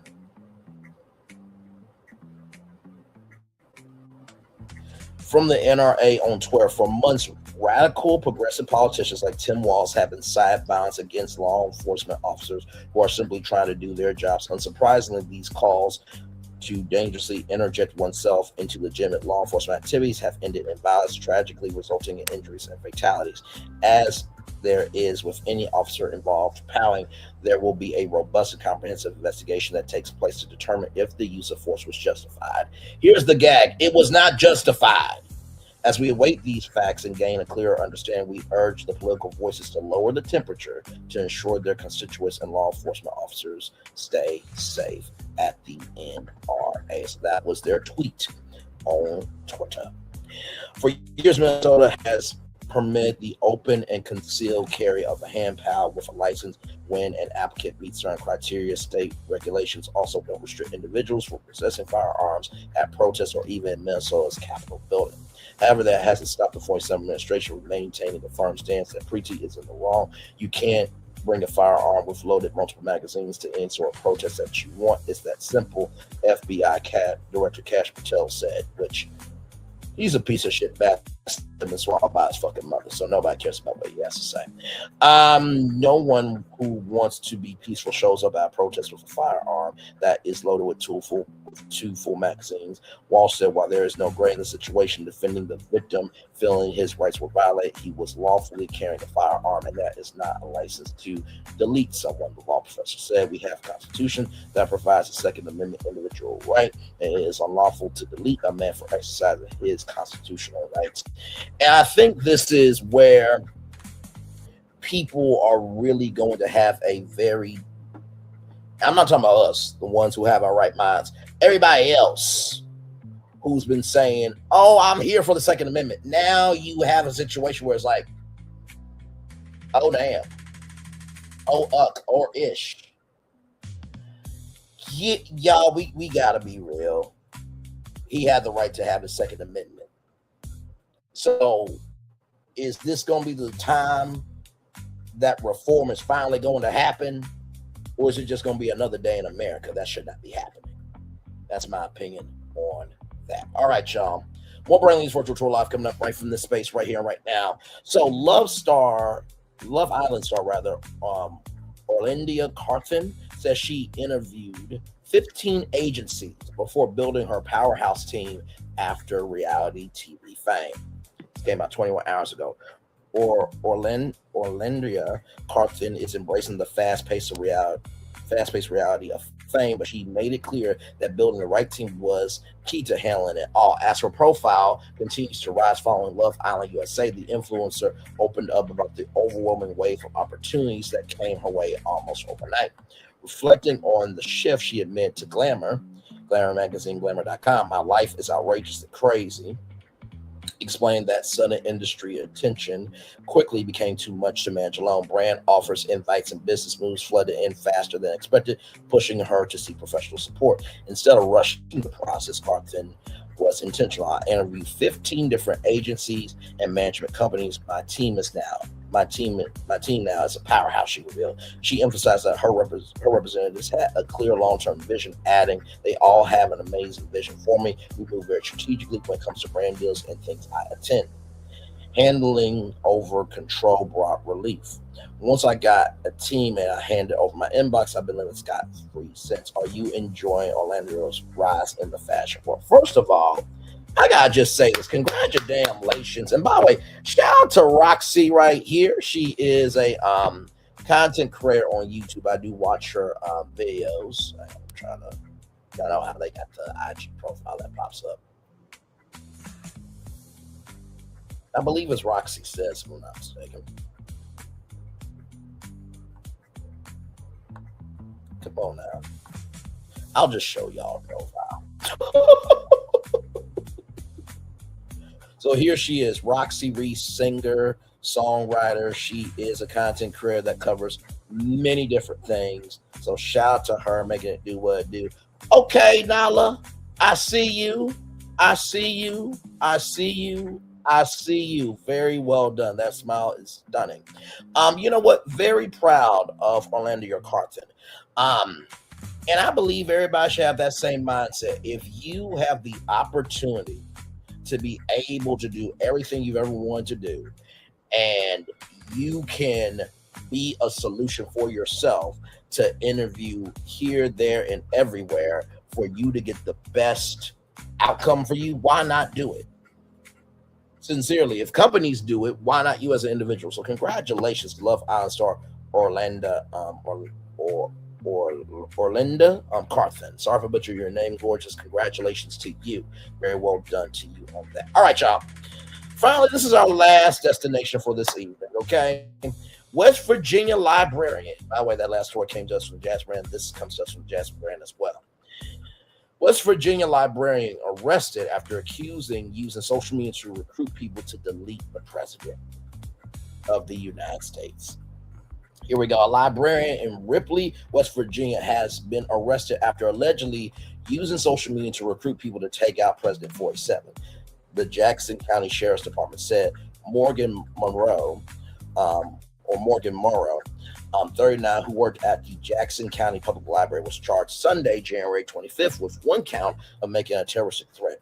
Deputy says she allegedly used social media recruitment of individuals to pursue and delete President 47 in a post that quickly drew law enforcement attention. The video that led to Morrow's arrest showed her lip syncing to a voiceover that said, "And people go, you can't say that. You can, I did." She allegedly wrote over the TikTok, "Surely a sniper with a terminal illness can't be a big ask." Out of 343 million, and added in the caption, "Luigi can't save us all." The Jackson County Public Library addressed the incident in a statement on Facebook. Comments recently made by an employee do not reflect the mission, values, or standards of conduct of our organization. We take our responsibilities to the public and our support seriously and are committed to professionalism, respect, and integrity in all we do. The investigation is ongoing. Now, I'm going to just say this, right? Violence should not be happening on either side of the political aisle, either side of the cultural aisle, either side of any aisle, right? And if we all remember when the president first almost got deleted, right? It was a white guy that did this, right? And most of the mass powings have been white people. Sure, a few minorities here and there, but mostly white people. And I'm not going to go down the list of what the president has done. I think everybody knows. As much as the president has done this, that, and the third, get them sons of bitches off the field. He wanted to delete the Central Park 5. Now, was it wrong with what she said? Abso-motherfucking-lutely it was. But I don't think we've ever had people, since I've been alive for 31 years, going on social media to want a president to be deleted because of the hell that he's causing. So it is not right that she did that. But also, too, there are a good amount of people that do feel that way, right? And you can say it's freedom of speech, First Amendment, this, that, and the third. But this also goes to show how broken we are, that it is taking this type of space for people to realize, oh, we really fucked up. Right? So that is my take. It is wrong, what she said, what she did, and everything in between. But also, too, there are a lot of people that wish 47 would just go away socially and otherwise. I remember saying this about O.J. Simpson when he passed away, and we covered it live here on Brainley's Virtual Tour Live. There are people who lost a dad, a brother, an uncle, a cousin, a nephew, everything in between. But there were some people that were also happy that he was no longer here.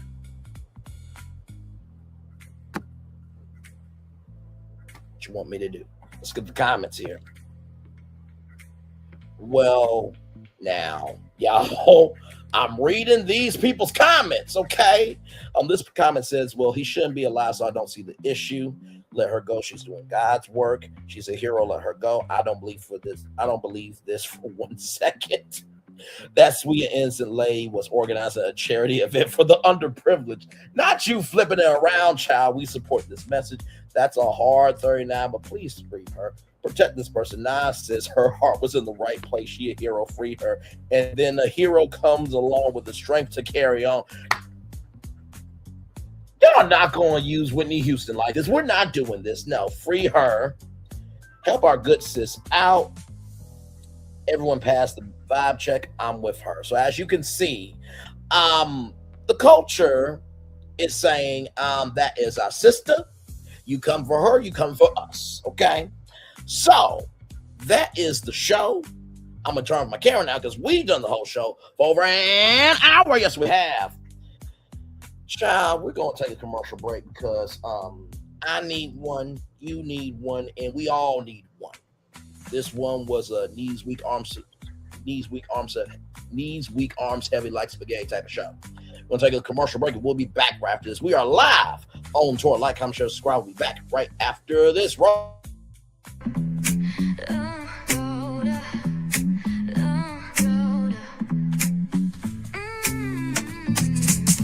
go low, the city goes high. Stories untold under moonlit skies. Pray lonely, got the vibe, got the flow for the culture. Yeah, you already know. Turn it up, lean back, feel the breeze. Late night truths drifting through the trees. It's for the culture, by the culture. Braylon got the soul to show ya. Breaking it down, lifting it higher. Feel the rhythm, spark the fire. Headlines flip with a soulful twist. Behind the scenes where the magic sits. It's the heartbeat of the now and the then. Where the story starts and never ends. Tune in, lean and feel the groove. Every moment, a vibe you can't lose. It's for the culture, by the culture. Braylon got the soul to show ya. Breaking it down, lifting it higher. Feel the rhythm, spark the fire.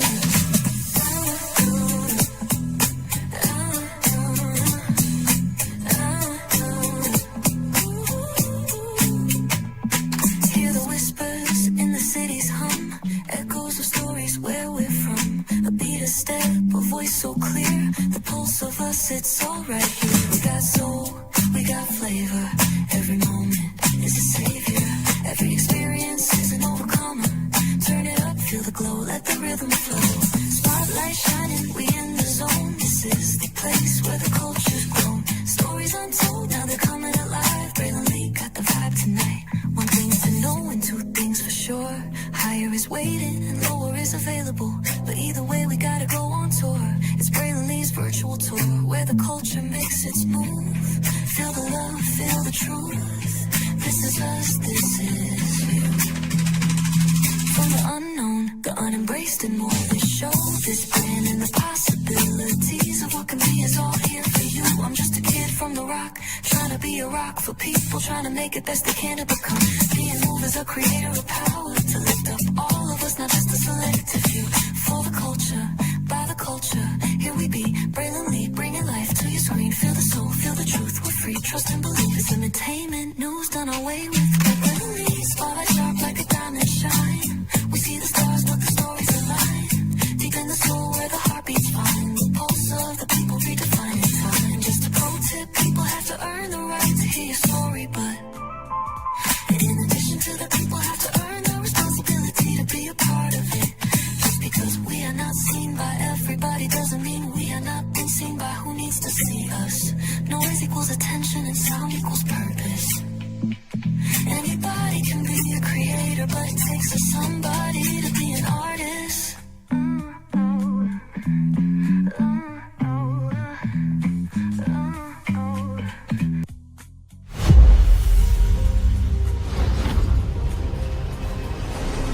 Beyond this gate, find gardens green and epic worlds to fill your dreams.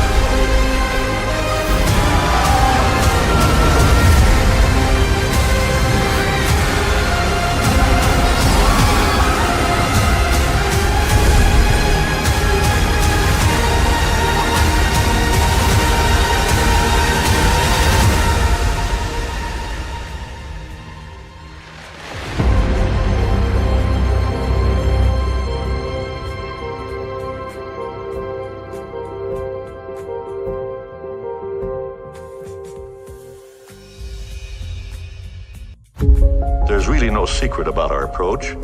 We keep moving forward. With the hope that it will be a source of joy and inspiration to all the world. In Disney's 102-year history, there have been many defining moments and countless achievements. Today, we celebrate another thrilling moment, the creation of a spectacular new Disney theme park resort coming to Abu Dhabi.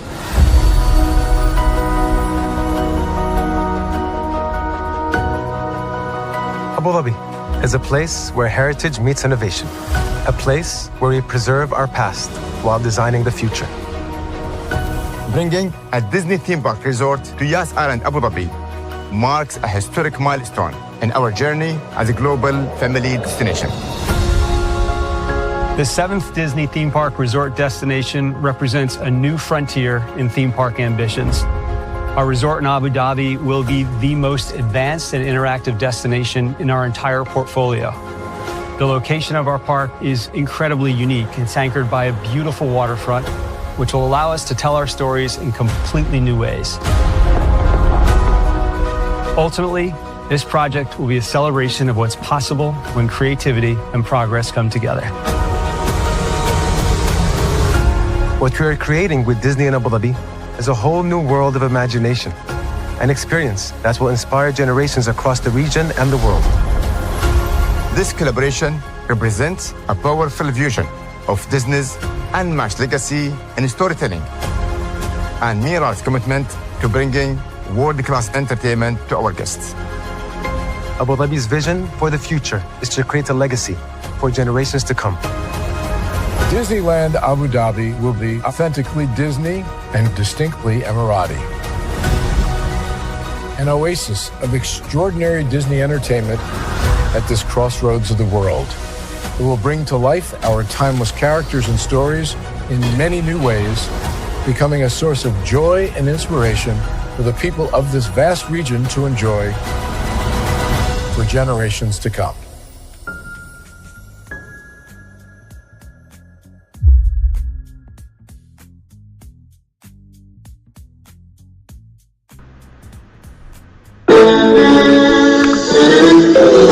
Sweet morning dew, one look at you, and it was plain to see you were my destiny. God, you were found. I come from nothing. Our fun is your fun. Welcome to the celebration.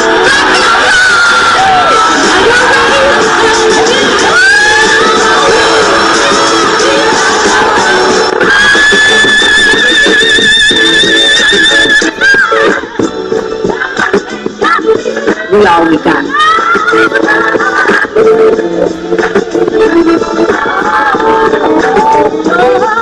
I'll do that.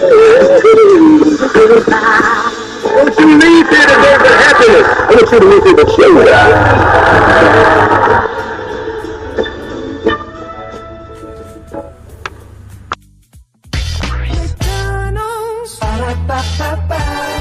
I'm loving it. And I am loving y'all right back. Welcome back into Brayley's virtual tour live. Y'all, listen. What a show tonight. I told y'all were going to get a show. I know what you're thinking. We went from glam bot drama to somebody wanting to delete the president of the United States all in the same damn show, and did. Okay, listen, I'm just gonna keep it a buck with y'all. I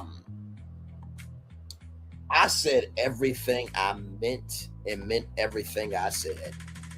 I think it is a tragedy, a disgrace, and a damn shame that we are more about looks than about responsibility. We are more about looks than responsibility. We are more about how something looks than being responsible for what we create.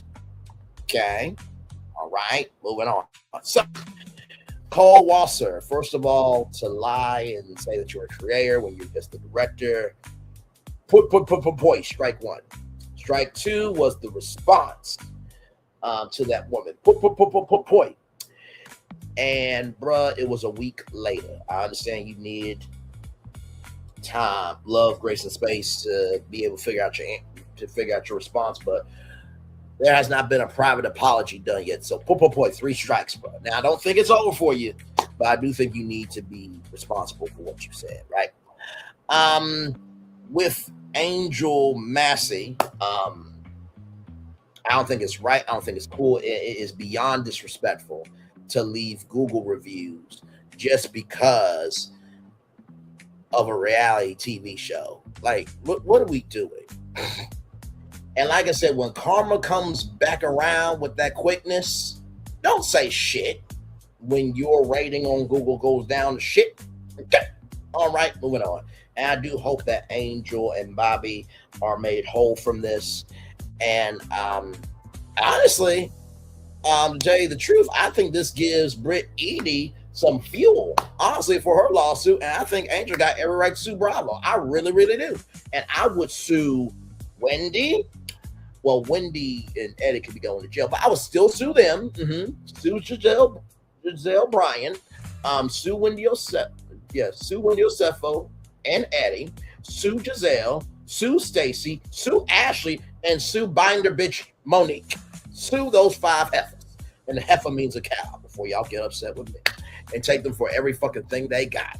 Okay, all right, moving on. We discussed kink tonight and how Black Gen Z is open to kink. And by the way, there's a great show called How to Build a Sex Room on Netflix with Melanie Rose, and she creates these amazing sex rooms. But it's really not for sex; it's more for the intimacy of what can be created between a couple in that room. So it's a great, great series. It's called How to Build a Sex Room. And I'm still waiting for season 2. Okay, still waiting for season 2. A Different World. Shout out to that. Love, grace, and space to that. I hope it's a very, very, very, very, very, very successful comeback. I really, really do. Yes, indeed, I do. And like I said, if you want the intel on how you can be a background actor, the link to the Black Enterprise article is down below. With Marjorie Taylor Greene and ICE, Marjorie Taylor Greene, rather, in the NRA coming out and saying that, hold on, something, the Kool-Aid ain't sweet here, that's got to let you know how far gone we are. That the quietest voices that wouldn't say nothing are actually saying something. This is far from over. And I think that 2028 can not only not soon come enough, but I think people are tired now. After the first year of that dumb fucking bastard, okay? His administration, his supporters. Moving on. Olandria Carthen, shout out to you for interviewing 15 agencies until you found the right one for you. Never apologize for being able to find what works for you. Never apologize for you utilizing opportunity and preparation to equal your blessing. And finally, you are your main source. You know what I mean? Of course, along with God. So congratulations to you. And then finally, Morgan Morrow, I do hope that you get out of jail. I do hope that you get to be able to get back to your life and everything in between. Just be careful what you post. And there are a lot of people that feel the way she does. And maybe it wasn't in the right fashion, okay? Because I do not believe in violence, but I do advocate for justice. But I also believe this goes to show you how fucked up everyone else fucked up on November 4th. We've never had a country like this before. We didn't have to have it. Some people want to see what happened when you press the button. Now everybody wants to turn back time. And if they could find a way, guess what? In the words of DJ Khaled, or as he is known, DJ Khaled. Congratulations. You played yourself.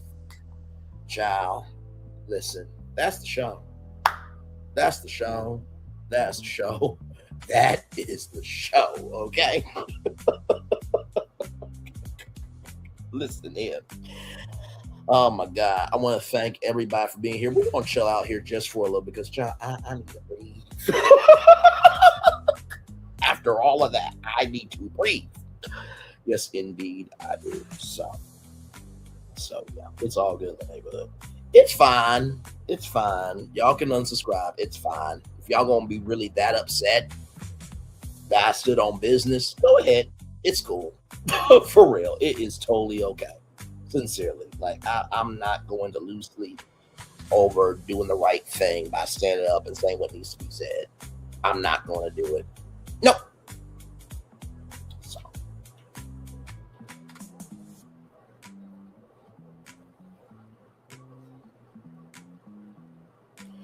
Ciao. Everything will be A-okay. And like I said, this is not going to be the biggest issue of 2026. But it is quite sad, disgraceful, and just downright tragic to unsubscribe because somebody is standing on business. Don't we ask that of each other? Stand on business, stand up for something, be about something. So it's a crime to do the right thing. Child, like I said, thank God the people in the civil rights movement were the people in the civil rights movement. Don't make no damn sense. So yeah, we'll chill out here until maybe 2:07, and then I'll give y'all the daily motive there. Then we'll head on out.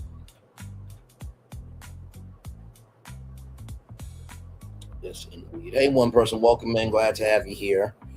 Hopefully, you're staying warm wherever you are. If it's cold, and if it's too cold, I hope you. What do I always say? If you're hot, stay cool, and if you're cold, I hope you warm up. There it is. That's what I'm going to say.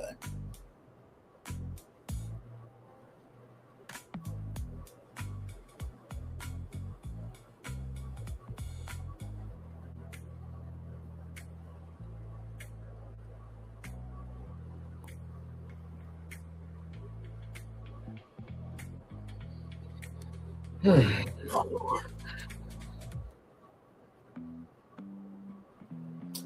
As y'all know, I will be off on Thursday, and then I will be back on Friday. Unless there's something that happens on Thursday that the culture needs to talk about, I will be live. But besides that, I will be off. Okay. So yes, indeed.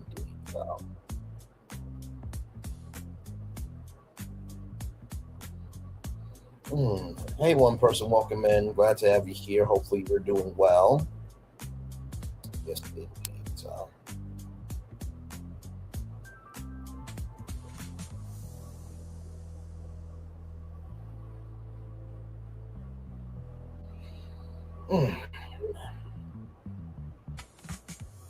So we're almost there to 2 hours and 7 minutes.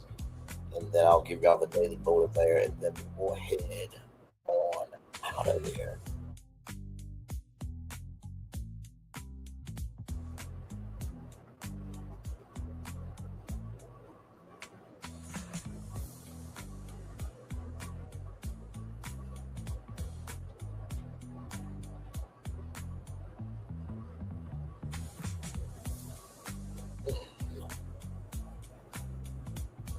Hey, one person, welcome in. Glad to have you here. Thank you for being here. About to get ready to wrap up the show here in just a minute. The daily motivator. Oh, man.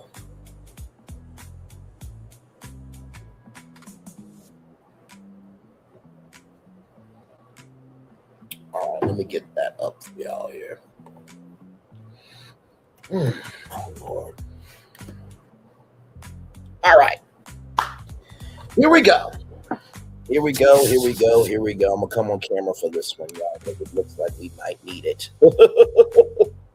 All right. Here we go, y'all. Here we go.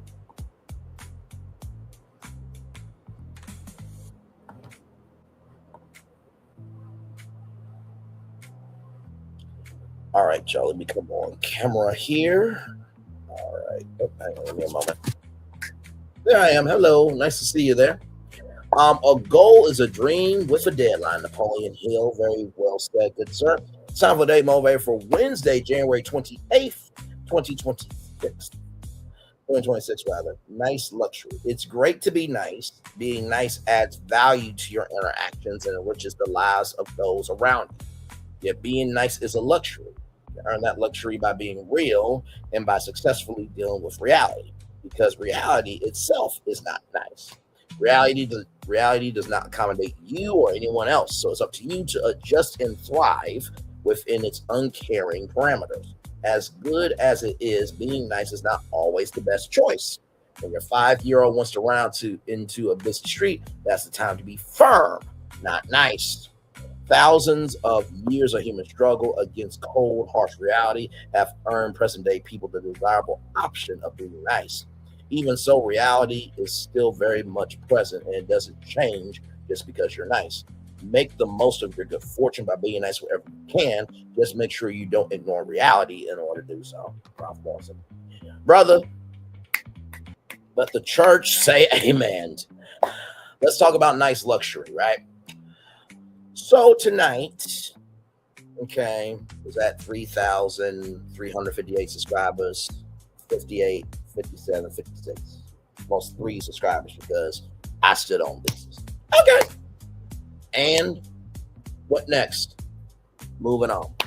And I say that because I think we've gotten into a society where firmness, correction, and having a compass of understanding has been lost. right? And I think about Mr. Rogers' Neighborhood and, you know, where are the helpers, right? And I think about all the people who could have been helpers. And the reason why those helpers went away, because people allowed the destroyers to run amok. So the first thing I would say about being nice, while it is important to be nice, is also just as important to stand for something. That's the first thing. The second thing that I will say about nice luxury is thousands of years of human struggle against cold, harsh reality have earned present-day people the desirable option of being nice.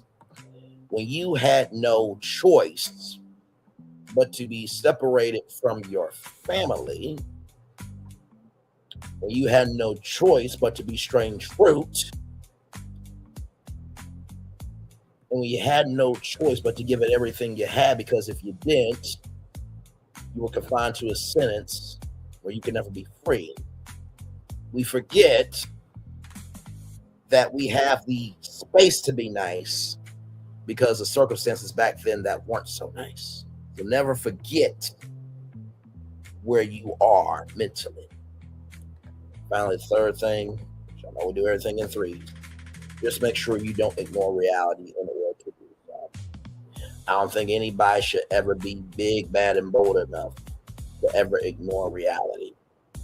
And while not everything is going to be said in the nicest, clean, and, you know, of the utmost tonality, are you more upset about the message than the messenger? Because if you are, you need to check yourself. Nobody should ever have to have their business destroyed by people on reality TV. And if that's you, that says a lot about you. But remember, what you give will come back to you. With that being said, it's time for the best outro on YouTube. I want to thank CC2254 for coming through. I want to thank Linnell Stillall. It's good to see you. And LOL Bird for saying the Glam Bot guy is canceled at 12:19 p.m. rather. I love my my virtual tour family. That being said, it's time for the best outro on YouTube. Know what you do and do what you know. Never say you want more special, because you are always born a blessing. And trust, you may not be where you want to be. By the end of it, you'll be where you need to be. Do what you've been chosen to do. Well, that's one thing. Call yourself. It's nothing chosen. One love, much love, all love. I have spent time with you. You have spent time with me. And hopefully, by spending time together, we're some great together. And always remember, we're doing radio, television, YouTube, living your best life. Or child, you're just recognizing people who are upset about you knowing who you are really upset about how broken they are.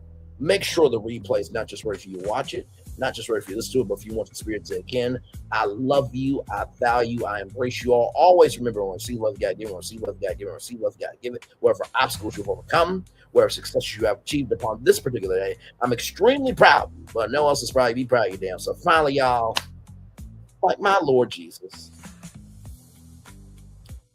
does freedom of speech even matter?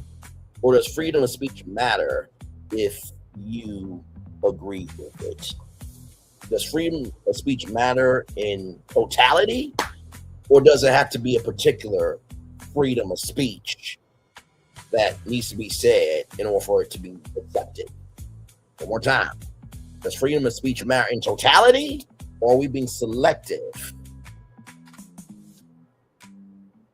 Somebody give me an answer. I'll be waiting. Commercial break and fireworks get away for the day. That was for the day. That's come from bless its own way for you, me, and all of us as a society, as a people, as a culture. I feel the love. I feel the love. Yeah, I'll send it right back to you. Good night, everybody. Love you.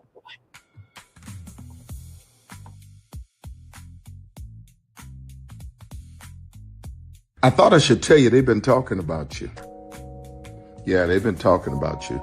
They've been talking about the fact that they've done everything they could to stop you and everything they could to block you, but you still win. They've been talking about the fact that they have undermined your success and they have tried to sabotage your seasons but you keep winning. They've been talking about the fact that even though they don't like each other, they get together to try to kill you, but you keep winning. They've been talking about the fact that you were voted least likely to succeed, but like cream, you keep rising to the top. They've been talking about how they tried to burn your world down, but like the phoenix, you rose from the ashes. They've been talking about you. And you know what they say? Oh, she's just lucky. He's just lucky. But no, you ain't lucky. You're anointed. You got something on you. You got favor on you. You got power on you. You were born to win.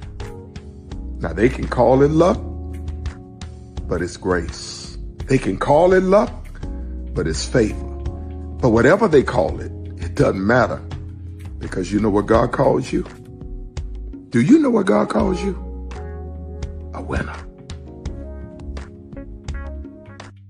I thought I should tell you they've been talking about you. Yeah, they've been talking about you. They've been talking about the fact that they've done everything they could to stop you and everything they could to block you, but you still win. They've been talking about the fact that they have undermined your success and they have tried to sabotage your seasons, but you keep winning. They've been talking about the fact that even though they don't like each other, they get together to try to kill you, but you keep winning. They've been talking about the fact that you were voted least likely to succeed, but like cream, you keep rising to the top. They've been talking about how they tried to burn your world down, but like the phoenix, you rose from the ashes. They've been talking about you. And you know what they say? Oh, she's just lucky. He's just lucky. But no, you ain't lucky. You're anointed. You got something on you. You got favor on you. You got power on you. You were born to win.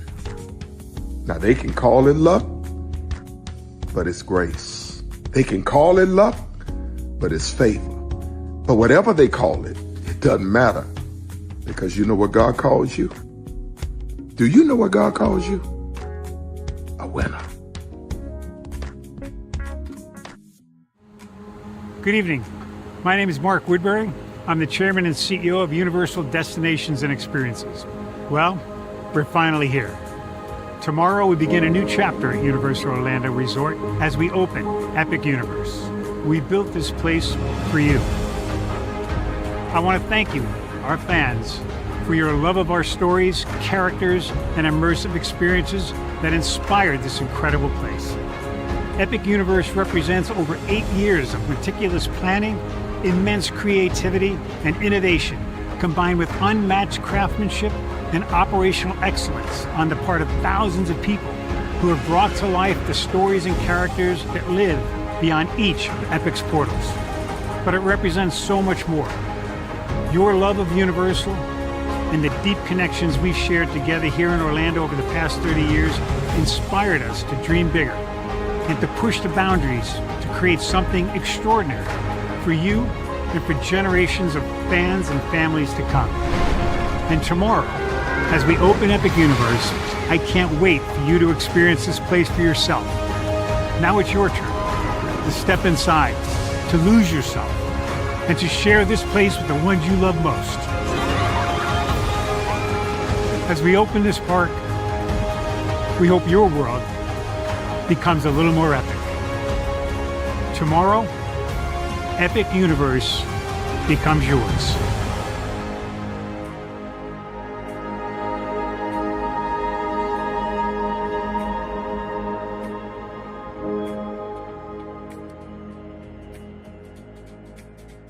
Are video games getting too expensive? This episode, we want to find some common ground because the CEOs want to raise the price even more. Not with these broken-ass games. $5 million. That's how much San Andreas costs to make. Is it their fault for selling or our fault for buying? Corporations claim all this stuff. Devs say otherwise. Sports gamers, cozy gamers, whatever you call the people who play Power Wash Simulator. I think it stings a little bit more because I'm spending my actual money and my mom is not. Imagine they get rid of all movie theaters and then charge you the same price to watch the same movie at home. That's like every streaming service. It doesn't have to be the longest of games, but am I having fun with it? This is Lex. I'm Ronell. Let's get right into it.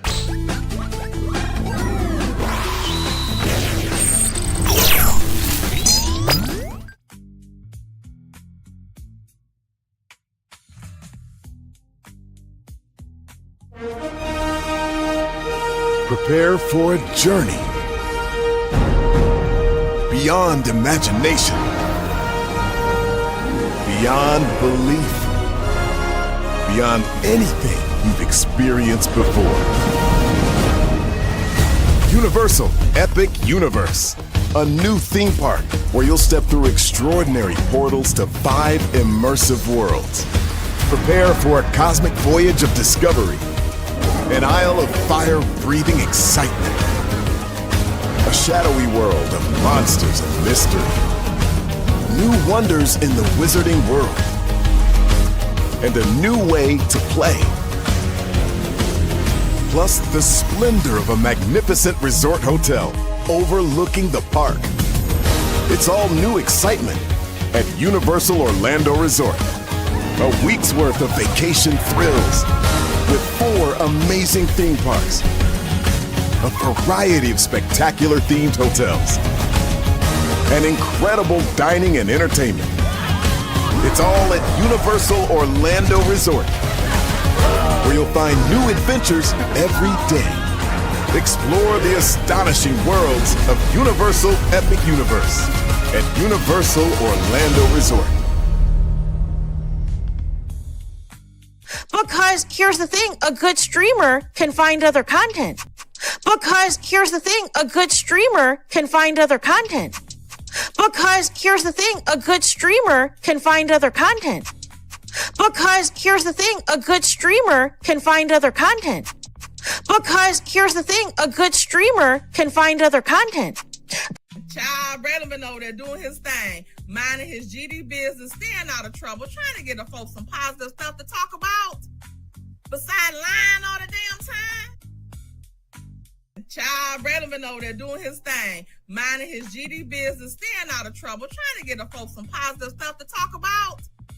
Besides lying all the damn time. Child Braylon been over there doing his thing, minding his GD business, staying out of trouble, trying to get the folks some positive stuff to talk about. Besides lying all the damn time.